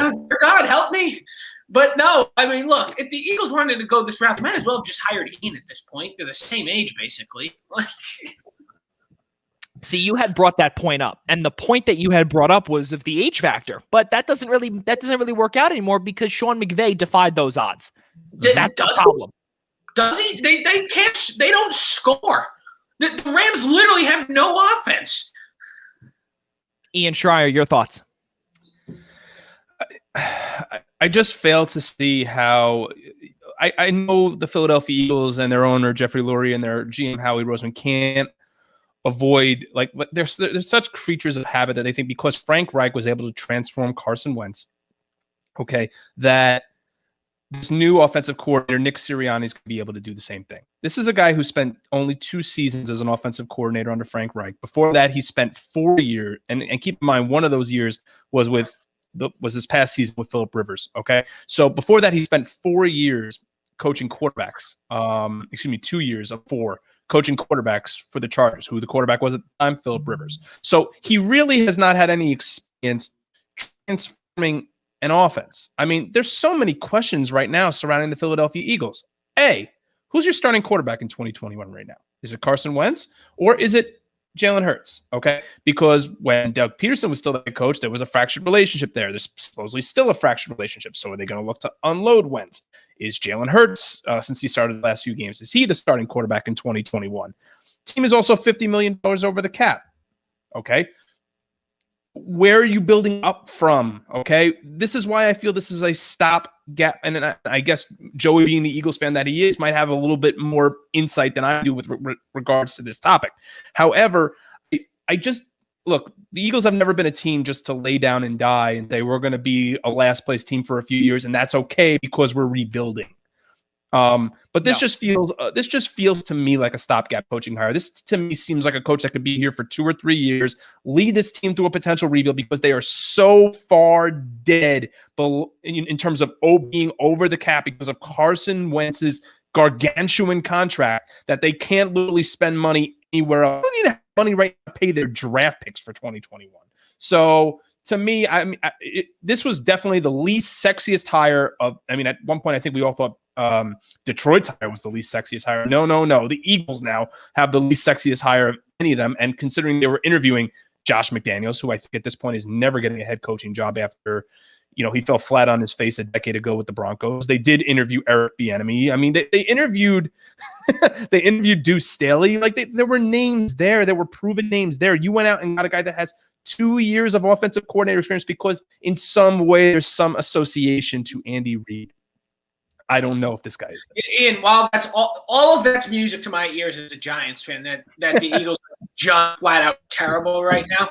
The problem is with that, even though I kind of agree with you about the stopgap, I think you still the Eagles always seem to find a way to figure out their issues. They're gonna figure out to get rid of that $50 million. I have no idea how they're gonna do it. They're going to figure it out. And then because it's the NFC East, you can't automatically call them the last place team again. It's just not possible. Well, and I'm going to conclude this. I'm going to conclude with this, excuse me. And I think the way it is that there's so much blame to be put on the general manager, but as Ian Schraier did say, is that this team and this owner is such a, he continues to always be, always go with his, with the habit, never shy away from trying something new, never shy away from something, whatever. Like I said, ever since 2012 and ever since 1999, it's always been Andy Reid or someone there that has ties with him. Okay. Yes, I understand that Andy Reid brought you to, if I'm not mistaken, I think it was like 5 or 6 NFC championship games. Yes, okay, they only won once under him. Okay, we get it. But with Doug Peterson, you had one NFC championship game. You went to the Super Bowl. You won it. Okay, now you need to move forward. You're in a brand new decade. Let's move on from that. Okay, that was 20 years ago. Okay, you need to move on.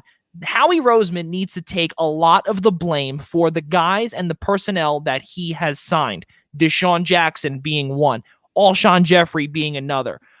Brandon Graham, I personally want him to stay, as is Fletcher Cox. I would remove everybody and leave them two because those two are the glue guys on the defensive side of the ball. But also, again, all I'm saying is that things need to change in the city of Philadelphia. And when I'm talking about that, I'm talking about there needs to be accountability from the personnel side of things. Ever since Joe Douglas has left, it's all been on Howie Roseman, and he cannot be, which is also why they brought in John Dorsey as well as an advisor to help Howie Roseman, because the only thing that I think that all three of us can give credit to him for is that he is a money wizard. He is able to move money around so fast, and he is able to make it into signing bonuses. He's able to push it on to the next season, and he is able to make, if I'm not mistaken, I think they were nearly, I think it was like $2 million over the cap. And then towards, I think, week 9 or week 10 of the season, they were $23 million under the cap. So he knows how to work. You tell me, Joey, where they're deferring Carson Wentz's $30 million for next year. No, they're not going to do that, which is why they already. I'm not, and do not say that. Do not put words in my mouth. All we're saying. No, I'm not. I'm just asking you a question. Alshon Jeffrey, and I believe Zach. Alshon Jeffrey, and I'm thinking of one more, Malik Jackson as well. Those two, let's not forget, they had money deferred till next year. Okay, and the reason why is because that cap was nearly $75 million, and now they're only at 53. How he does it, I don't know, but there's going to be riveting changes, insane amounts of changes. I don't know how it's going to work. And yes, Carson Wentz, regardless, and that's another reason why Dougie was gone as well, because even if you trade away Carson Wentz, you're going to have nearly $30 million on a dead cap. So where's that going to go? Where is that? And you said it perfectly, Ian. Where is that cap going to go? I don't know. Howie Roseman has to be held accountable and has to be on the hot seat, but he has no choice but to put his math wizardry to work one final time. Well, that's why I asked you when you had said he's such a math wizard, how exactly is he shifting around $50 million? It's not as if they're No, he's a math wizard. He's a math wizard, not for the future. He's a math wizard for the present. That's the problem. You also look at Deshaun Jackson's deal too. Massive deal that just kept elevating each and every year. Same thing with Malik Jackson as well. Those two at some point will be gone. And they're gonna be left with dead money. And that's why next year, regardless of what it was going to be a lose-lose. But if you keep Doug Peterson around, if you trade away Carson Wentz, you have to accept the reality that he is not your franchise quarterback. Nick Foles won you a Super Bowl, and that mentally destroyed Carson Wentz in the city of Philadelphia. It did. Okay, for those that are out there listening, all Eagles fans out there, for all football fans out there, this is from the Eagles fan here. Yes, I remember I was an advocate of having Carson Wentz here, and I kept saying he is better in this system. Well, guess what? I was dead wrong. And not only that, too, and I hate to say it, but that statue that Bud Light put outside of the link, okay, at the north entrance of Lincoln Financial Field, has been a shadow to Carson Wentz ever since the 2017 season and has plagued him. I don't care if it's Doug Peterson, whatever it is. There's an attitude problem that apparently he's had as well, and all of that has taken full effect since he was not the winning Super Bowl quarterback. Whether people like it or not, he was the MVP of that year if he did not blow out his ACL at the LA Coliseum. Yeah, I agree. Yeah, and I just had to pick up a pen. Apologies there, but let's move forward here, guys. The NHL, and now that we've moved forward here, we saw yesterday, obviously, the New York Islanders defeated the New Jersey Devils by a score of 4-1. I know DeLuca was having a little bit of a baby fit where he kept saying, "Oh my God, you guys beat us with a minor league goaltender." But we speak about Long Island, right? We speak about Long Island, and this is something that we need to bring up here. And Ian knows exactly where I'm headed to. Oh, I know where this is going. Oh no! Why did I think of this? Now I need to ask Rob DeLuca this question. Rob, I want to just confirm with you one more time. It's in Long Island, right? That's right. It's in Long Island? Okay. Well, right. Ladies and gentlemen, Long Island. On it, you drive into it. Okay, no problem. Keep talking over there.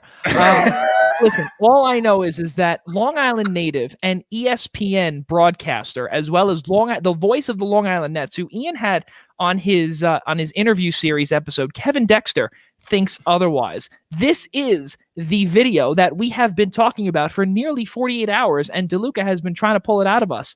And here it is, folks. We have one last question here from Joey, and you yourself being a Long Islander. Joey's from Cold Spring Harbor. You're from originally from Levittown, and he asked, as a native Long Islander, is it on Long Island or in Long Island? It's on 100%. On 100%. And I always laugh at it's really, I guess, specifically Islanders that it comes from, but you just think of people who are not native to here, or other broadcasters who are not native in the island, right? And then when people finally pick up on it, athletes that are like, oh, now I've been here for a while and I hear these people say it, and I'm like, no, on the island, and then that means you're a true Long Islander once you know it's on the island. So yes, 100% on. It's you have the family that sometimes when they're from Staten Island, are you in Staten Island or on Staten? No, you're on Long Island. So. Yep, 100%. Hopefully for all of our viewers, even though whether or not you agree with Kevin, that ends the debate. But well, that has officially ended the debate. Rob DeLuca, you are 100% wrong, and you are the weakest link. Goodbye. That is it. Okay? Fantastic. Huh? Fantastic. Fantastic.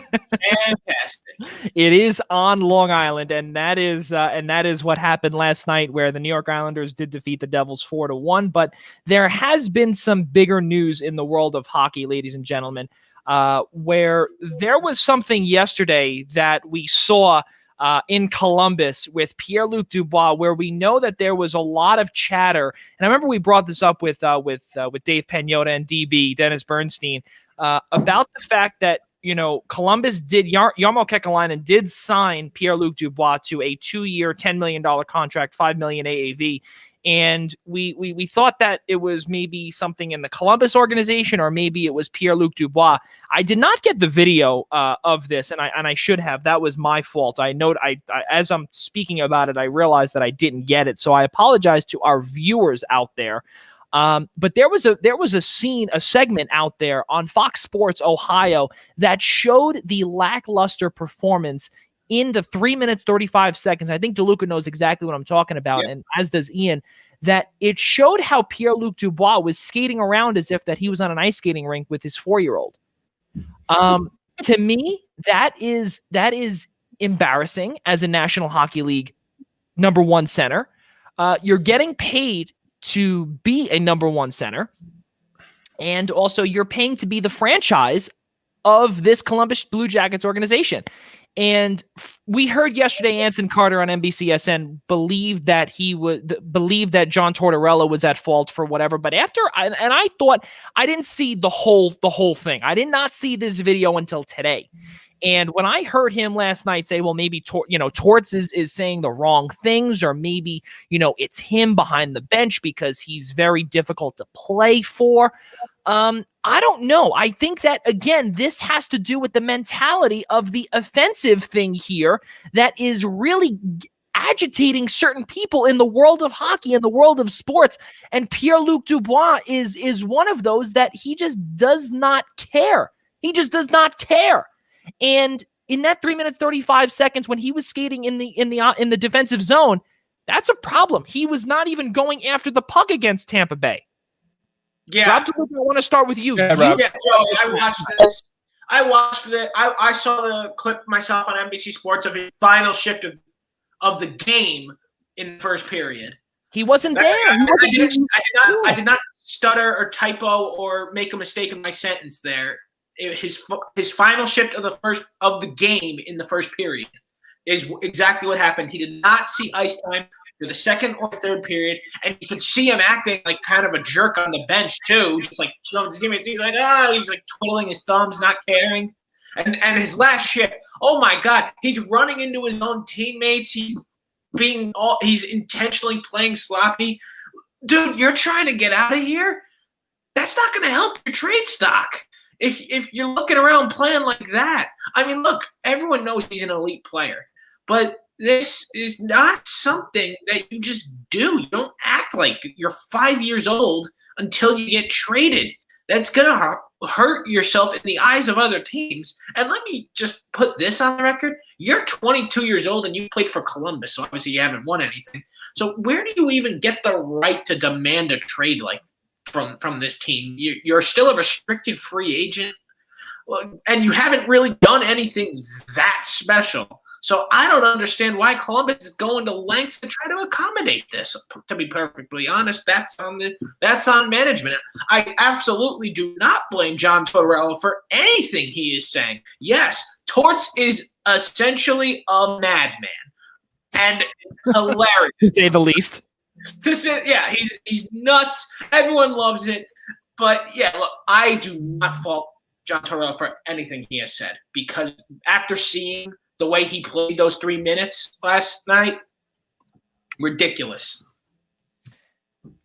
Ian, it's something that actually is we're going to call it breaking news here. Darren Drager just tweeted, quote, "My sense from canvassing sources tonight, Columbus is closing in on a trade involving Pierre-Luc Dubois.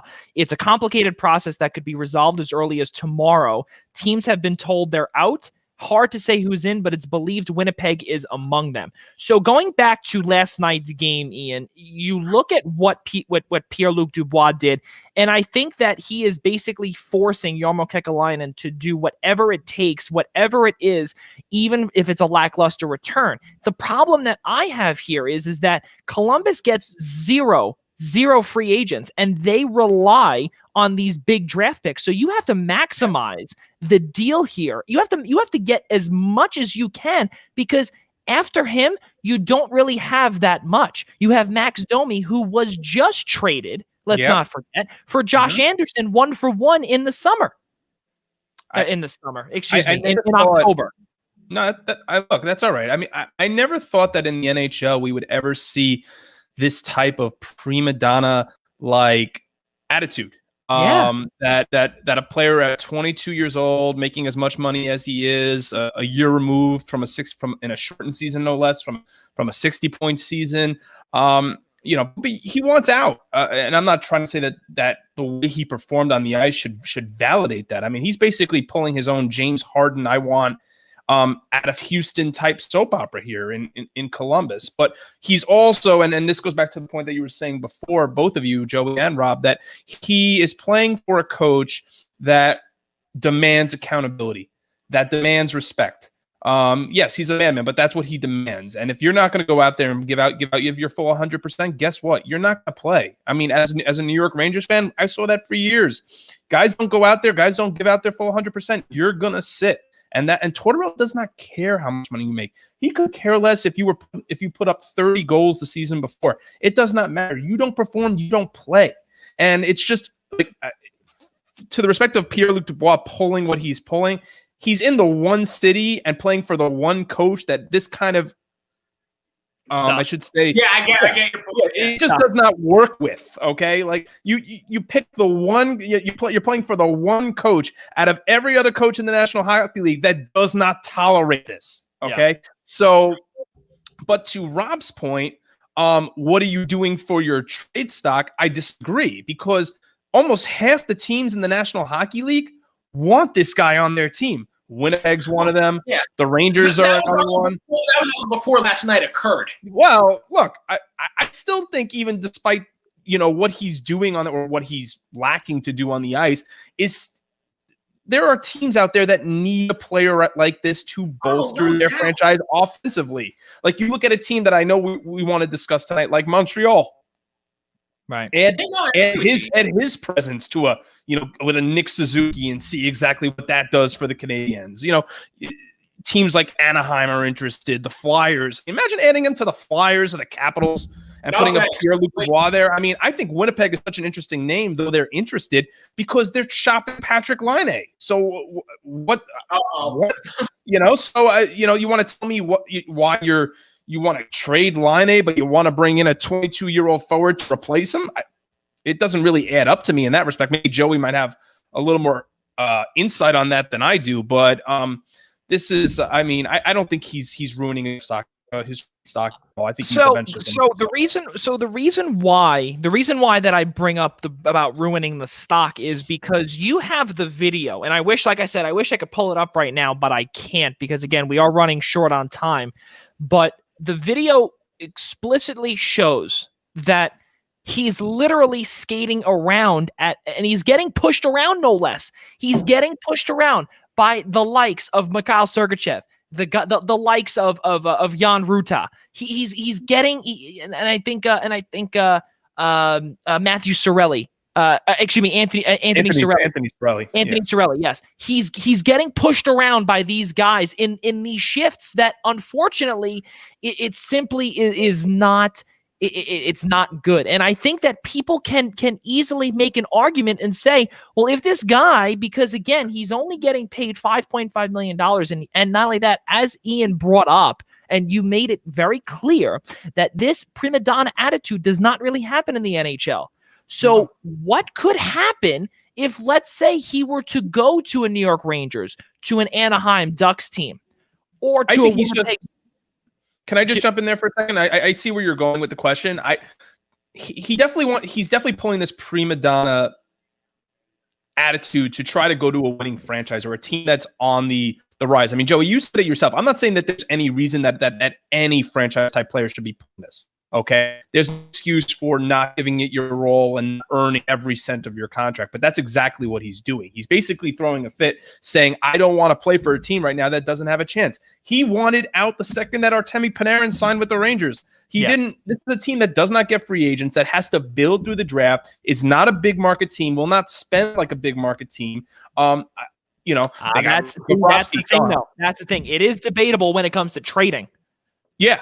But you think of like Panarin and Bobrovsky and then Duchesne, all were gone. So clearly Columbus, it is in a rebuild, and this player does not want to be a part of it. He wants to win now, albeit at 22 years old. I mean, look, who are you at 22 years old? And I'm going back to Rob's point. Who are you at 22 years old to say who I want to play for? You Doesn't add up to me. No, Exactly. I mean, I'm not saying as a Ranger fan I won't take him, but like that kind of attitude runs thin real fast. If all you want to do is sit there and play for a winner. Like that works in the NFL.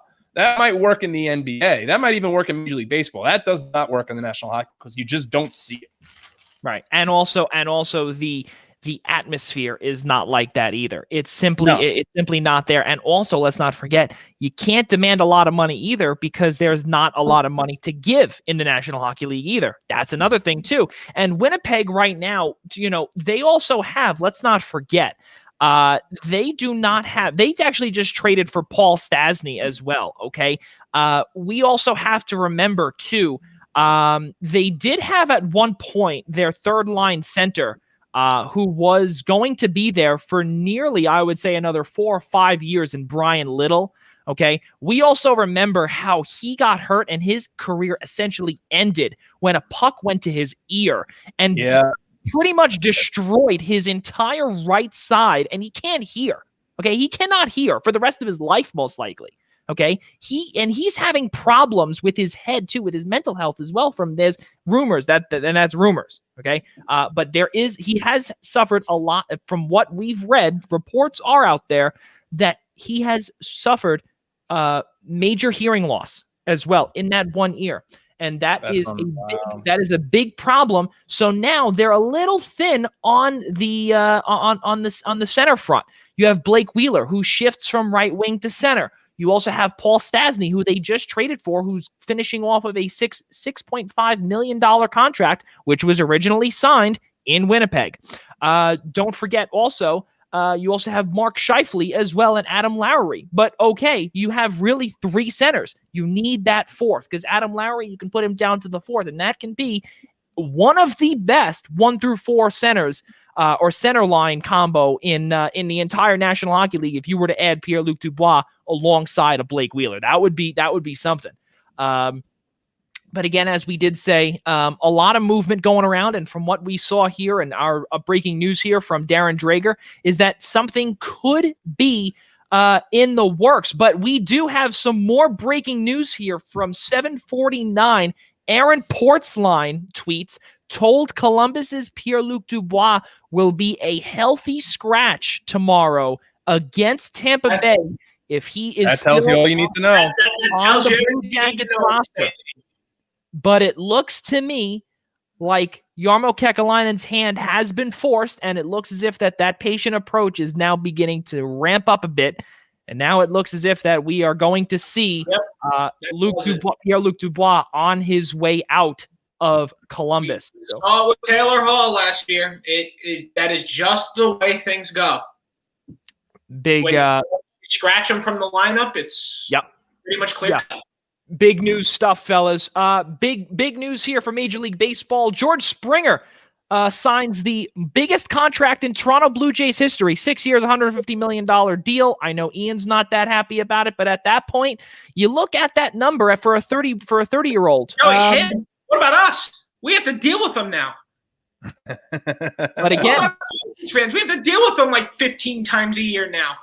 Come on. Well, hate to say it, but George Springer really has not played well against the Yankees. That's the one positive. Yes, and I know it is a small sample size when he was in Houston, and a lot of it did come in the playoffs. But yes, DeLuca, I do understand your frustration for sure. But Ian, I want to start with you here because the Mets look like they were front runners at one point before Toronto and Rogers Communications decided to up their ante for the New Britain, Connecticut native. Yeah, the Mets were front runners by every analyst and every baseball insider. The Mets were going to get George Springer. I mean, there was nobody that thought George Springer was going anywhere else. He said he wanted to play geographically close to his home state of Connecticut. He's building a home there. I mean, can you get much closer at that point than the Mets? You know, you see it's driving distance. Path. Yeah, you see the path that the Mets are on, and just bear with me. And yeah, I'm definitely disappointed in the fact that the Mets didn't end up with George Springer. I feel like that he would have been, even at 31 years old, and granted, they would have had to commit 6 years to him, so he'd be playing with the Mets until he's 37, and probably at that point, at the point where he's regressing, if he hadn't earlier. But I just felt that he was the one piece that this team could have had really to just, really just punch their ticket at that point to considering them. I don't want to say that they're not contenders, but like to really, from a lineup perspective, punching them in as contenders. I mean, you imagine you have a lineup that includes Pete Alonso, George Springer, Francisco Lindor, Dom Smith, Michael Conforto, Jeff McNeil, and so on. This team has not had a staple at that position in center field that can both field the position and swing the bat since Carlos Beltran. You look at how many times during the Wilpon era that this franchise has had to sacrifice at that position. They were hoping that Juan Garris, aside from his great glove and being a Gold Glover as well, was going to eventually turn things around with the bat. He didn't. When they tried to bring Carlos Gomez back, not during the Wilmer Flores trade, but when they tried to bring Carlos Gomez back on a minor league deal, brought him up, tried for him to try to rejuvenate his career. Didn't work. They tried bringing guys from the San Francisco Giants like Andres Torres. I mean, like the number of names that came in just to try to fill a spot in center field with the Mets just has not worked. And I want to just talk right now to the Mets pessimists that are just so upset right now that the Mets did not get George Springer. There are S&Y guys like Sal Licata right now that are fuming at the Mets, fuming at Steve Cohen for saying, you offered him 6 for $120. Why couldn't you offer him another $5 million average annual value and he would have come to the Mets? First of all, I still think that Jared Porter, the fact that the news broke with Springer only less than 24 hours before less than 24 hours after the Jared Porter news broke tells you a little something, okay? Look, it was fresh in everybody's mind at that point what was going on with the Mets front office. I do think that played a role. He was also very intrigued by Toronto. But for these pessimistic fans to start saying, this guy's worth $14 billion, why isn't he spending $100 million over the luxury tax? Why didn't he go get JT Realmuto? Why do we have the second best free agent in James McCann? Why now did we lose on George Springer? Now we have to go get the second best outfielder on the market in Jackie Bradley Jr. Yeah, we traded for Lindor, but like the whole talk was that the Mets were going to sign 2. Yes, absolutely. This is what really grinds my gears. And wait for my kudos. My kudos is going to be part 2 of this. Of what really grinds my gears. Yes. But to say that, they're signing the second best free agents. This is just a rehash of the Wilpon era. He's just trying to sustain success with this franchise. I know a lot of Mets fans, myself included, have continually during the Wilpon era looked ourselves within the shadow of the Yankees. And now you have an owner that has bought this franchise that endured no financial hardships from the pandemic last year. Probably the only team in baseball now that did not have to endure any financial hardships because of new ownership is now not signing George Springer, not signing JT Realmuto, when the whole talk was they're going to sign Springer, Realmuto, and Trevor Bauer. Okay, well, guess what? He's trying to, people are saying, Sandy Alderson is not a big market GM. He's a mid-market GM. Let him go back to Oakland. What are you talking about? Listen, for them right now, it's more important to lock guys up long-term. They still have to lock up Lindor, and they still have to lock up Conforto. So there's that piece to it too. The Mets need a strong defensive play in center field. Go get Jackie Bradley Jr. They need a left-handed reliever out of the pen. Go get Brad Hand. Like right now, start building on your depth. Yeah, I wanted George Springer too, but you know what? Maybe they'll go out and trade for a Eugenio Suarez, like it's being rumored, and maybe we'll forget about this George Springer business. Because let me tell you, Jackie Bradley's got a darn good glove in center field, and I wouldn't see him.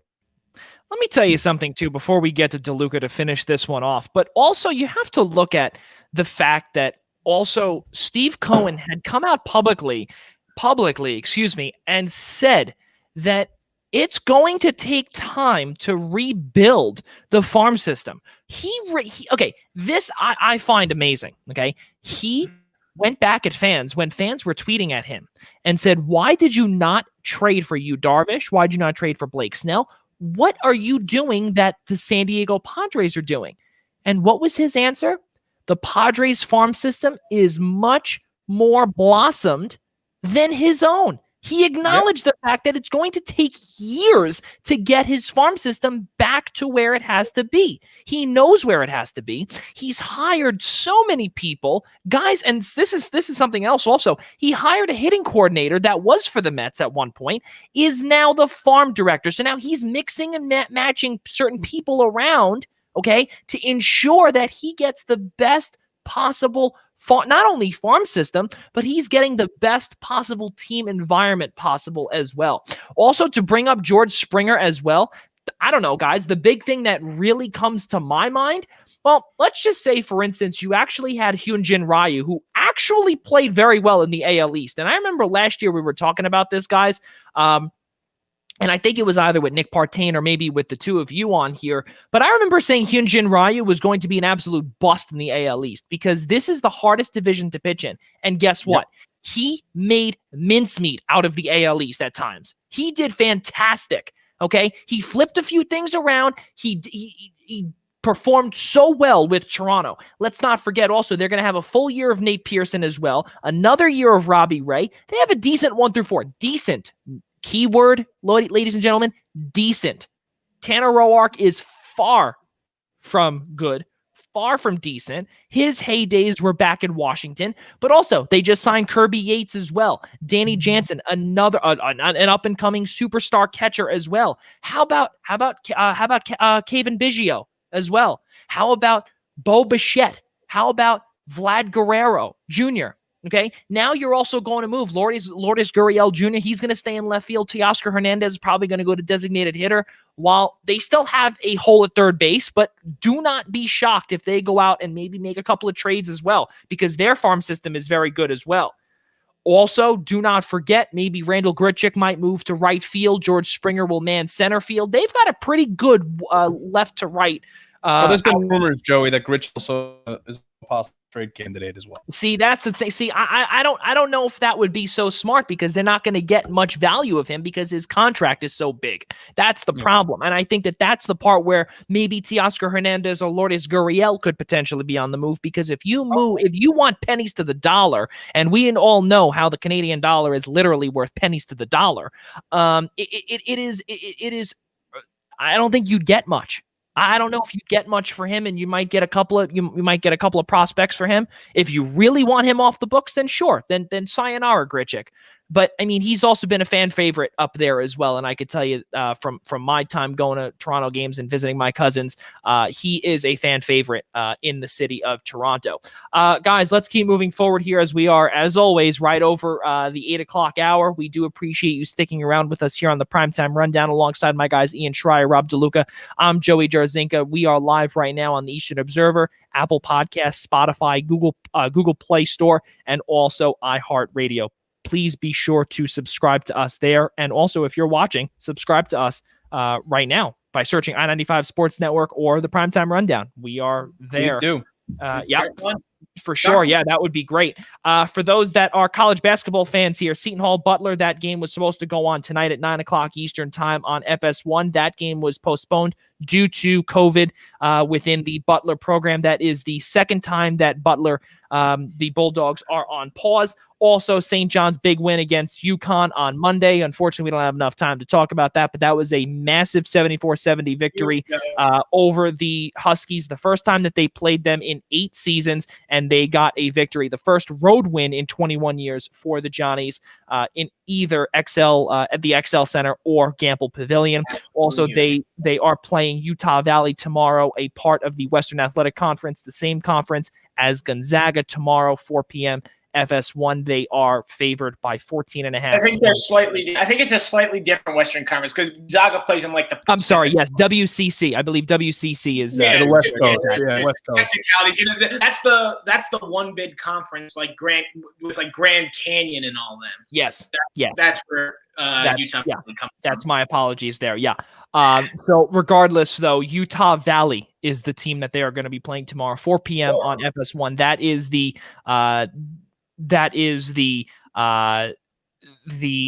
reasoning for that, obviously, is to get a game in between UConn and DePaul. DePaul's game will be on Wednesday night, 9 p.m. FS1 as well. So a game, too big a gap. It makes sense, Joey. Exactly. Yeah. Essentially, you want it to be, a little warm up, keep your legs fresh, kind of thing. Yeah. But with 100%. This team, Joey, we'll see what happens. Yeah, and also, this is something else too that I want to just step into, even though we don't have a lot of time to talk about with St. John's. DeLuca, I want to get to your point because this was something that I know you wanted to bring up earlier. This is a big thing. Josh Roberts. Yeah, Joey, I'm going to keep this real quick because we're well over the time. We weren't even sure if we were going to make time, and we, as always, we're just that good. That's why we always make our time.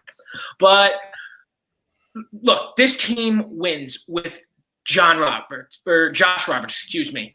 Josh Roberts in this lineup wins games for St.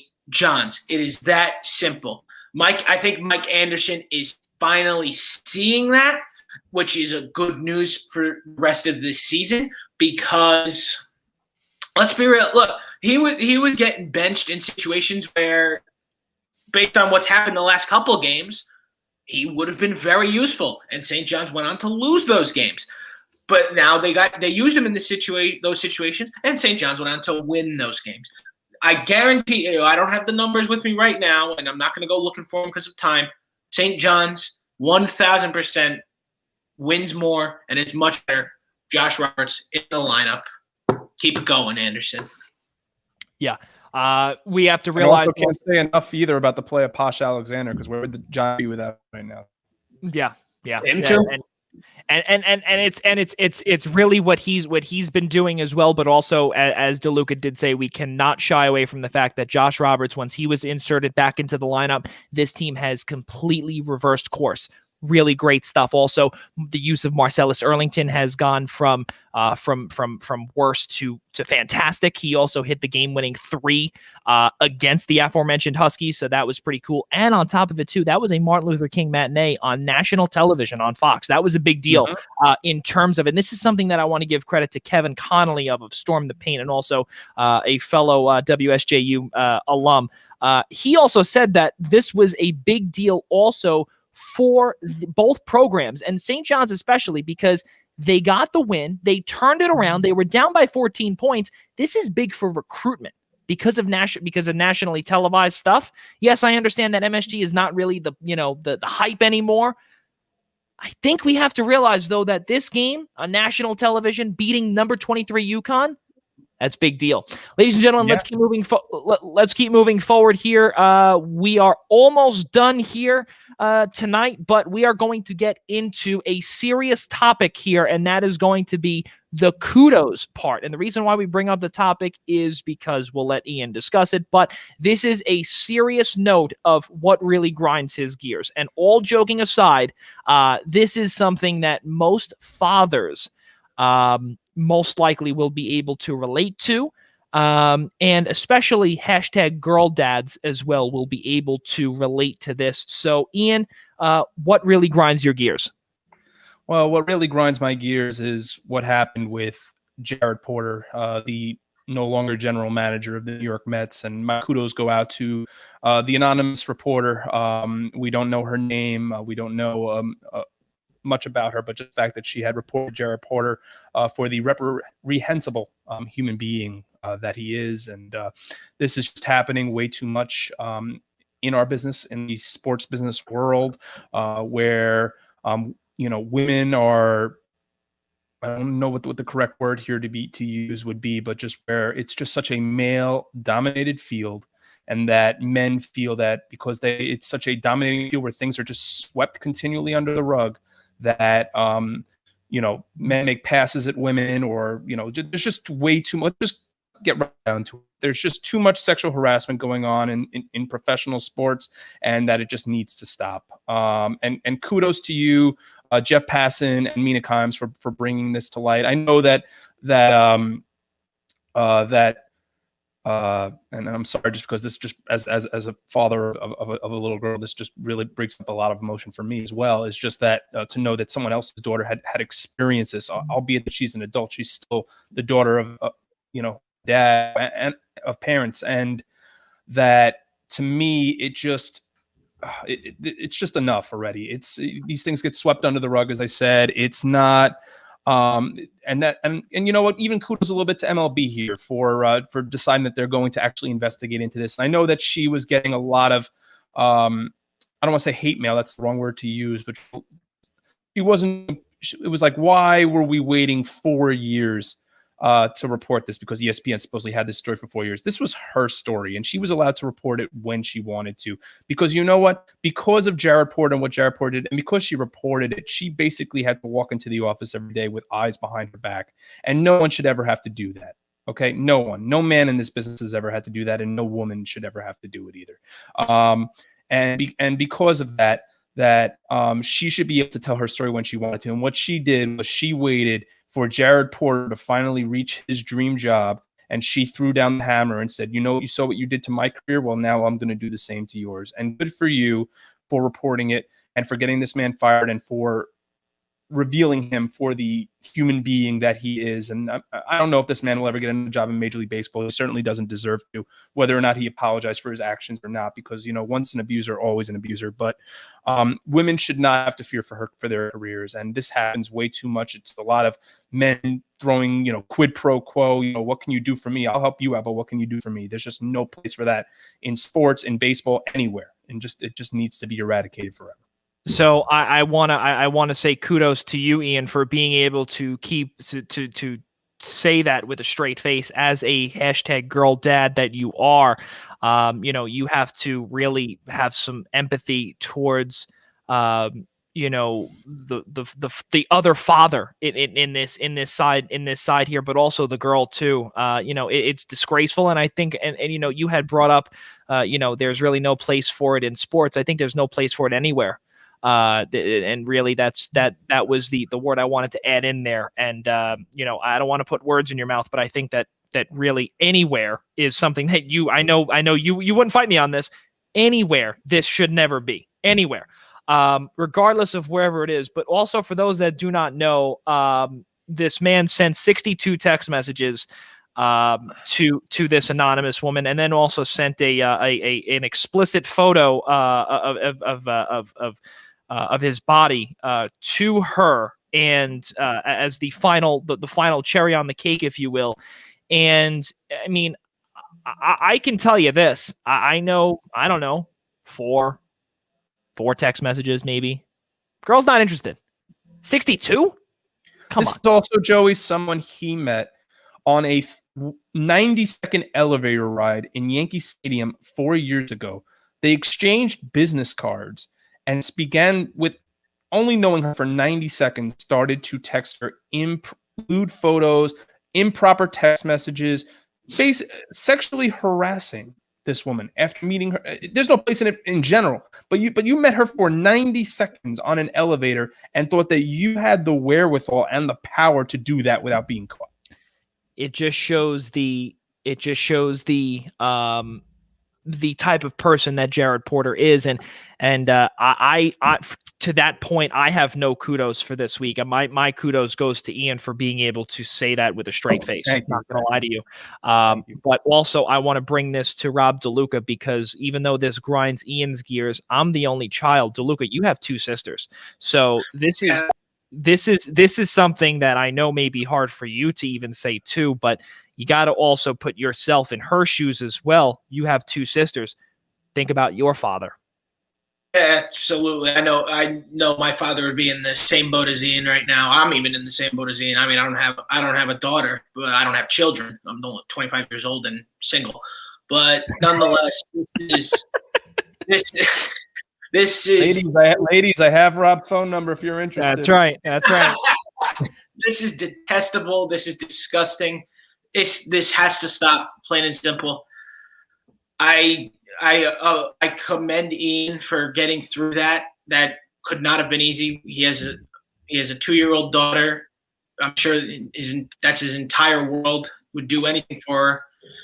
I would do anything in the world for my sisters. I find that out. Believe me, I'm not going to be so kind and straight-faced about it. I certainly wouldn't be. I would take immediate action against any individual that would do that to someone I know, regardless. But enough is enough. It's time to. Women belong in sports. They deserve to be respected. And with that, I will get to my kudos. And it's a simple one, we're staying in women's sports, no less. It's the National Women's Hockey League. They're getting their 6th season underway tomorrow afternoon. It's in a bubble in Lake Placid. That's what they decided to do. These women all had full-time jobs, but they managed to make it work. They're going to do a 2-week bubble with their champion, with the trophy, the Isabel Cup. They're going to play. That's going to be season 6. So it's very short, but they are getting their full salaries that they would have gotten for playing a full 3-4 month season, which is fantastic news. Some players did opt out. They are still getting paid their full salaries, even though they are opting out. Another just great show of what's the word I'm looking for here? Sympathy by the league to still pay them, even though they're not going to play. And it's not easy. This league receives almost no coverage. So I want to thank people that do cover it, and this is going to be a great tournament. I've been a fan of this league since its 2nd season, which is that's 4 or 5 years ago now. It's going to be a great tournament. You can catch all of their games on Twitch. They have a Twitch page, so that's where you can see the broadcasts, except for the semifinals and final. You can catch those on February 4th and 5th. That is going to be on the soon-to-be defunct NBC Sports Network, but they're going to show it, and it's going to be great. I highly recommend it. These women deserve your viewership. This is a great sport. Hockey is my favorite sport, so it's easy for me to love it. But believe me when I tell you that this level of hockey is phenomenal. You will not regret watching this. I highly, highly recommend it, even if it's just the 3 games that will occur on NBC this end.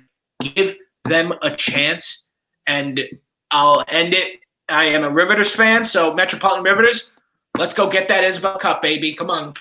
And quite a percentage, Rob, and for the viewers that are watching, quite a percentage of those that play on the U.S. Olympic women's hockey team also play within that league. So something to keep in mind as well.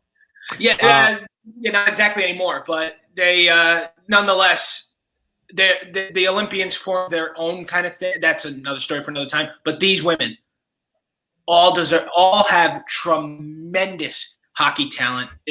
You wouldn't even you'd think they're all women the Olympians with the way they play. That's how good this game is. So I recommend giving it a shot. It's going to be great. Starts tomorrow afternoon. My Metropolitan River is going to take on the Toronto Six in the first game, 1:00. So that is a good kudos. Thank you so much, DeLuca. And let's get to the credits now, or to pay our bills, if you will. Ladies and gentlemen, tomorrow morning we continue our partnership with the New York Professional Scouts Association and the Eastern Observer, as I highlight Boston Red Sox Northeast Regional Scouting Supervisor for the Boston Red Sox, Ray Fagnant, tomorrow morning at 11 a.m., January 23rd, tomorrow morning, right here on the Eastern Observer. Ray Fagnant was the one who signed Manny Del Carmen. For all of those that know who Manny Del Carmen was, he is when he did play, he was a relief pitcher, a right-handed relief pitcher, and he was one to help the Boston Red Sox out in winning the 2007 World Series. So pretty cool stuff there. Also, let's not forget, also on Monday, ladies and gentlemen, we are back with the interview series, and Ian Schraier is going to be welcoming the COSIDA president, Sam Atkinson, and the associate athletic director for communications at Gallaudet University, the School of the Deaf, which is pretty cool stuff. And let's not forget, this is the week of thanking your sports information director. So to all of the SIDs and sports information people out there, all of those that know what they are, thank you very much. And I thank Ian, and hell, I'll give myself a pat on the back too. Thank you, Joey. No, please don't. Thank you, Ian. But yes, no, pretty cool stuff there. It is the thank your SID week all the way until January 26th. Also, Tuesday night, ladies and gentlemen, is going to be Double Play Tuesday. We do not have a second graphic, but we do have the first graphic. So it is going to be Essential Wrestling Podcast presented to you by Pro Wrestling Pick'em. Tuesday, January 19th, 6 p.m. Make sure Al Carl, John DeConnie, John Smith, Ryan Joy, Tyler Adele, and also Gary Miheffi will bring you all of the updates in the world of wrestling. Join them 6 p.m. right here on the Eastern Observer and all of the on-demand podcast sites as well. iHeart, Google Play, Spotify, and Apple as well. Do not forget also every single day, Monday through Thursday, Ryan Joy hosts his daily wrestling news show right here on the Eastern Observer, presented to you by Minutes to Bell Time and ProWrestlingPick'em.com. That can be seen every morning, Monday through Thursday, starting at 10 a.m. So good stuff here, ladies and gentlemen. It is going to be another fun week. Also, next week we are going to have a double header, as we did say. Tuesday night we are going to be welcoming Bridget Hurlman, University of Rhode Island softball head coach. I will be interviewing her for episode number 51. That will start at 8 p.m. the moment the Essential Wrestling podcast comes to a close. Ladies and gentlemen, one final time for Ian Schraier, Rob DeLuca, I'm Joey Jarzynka. For all of us here at the Eastern Observer and the Blackjack Media Group, we'll see you next time.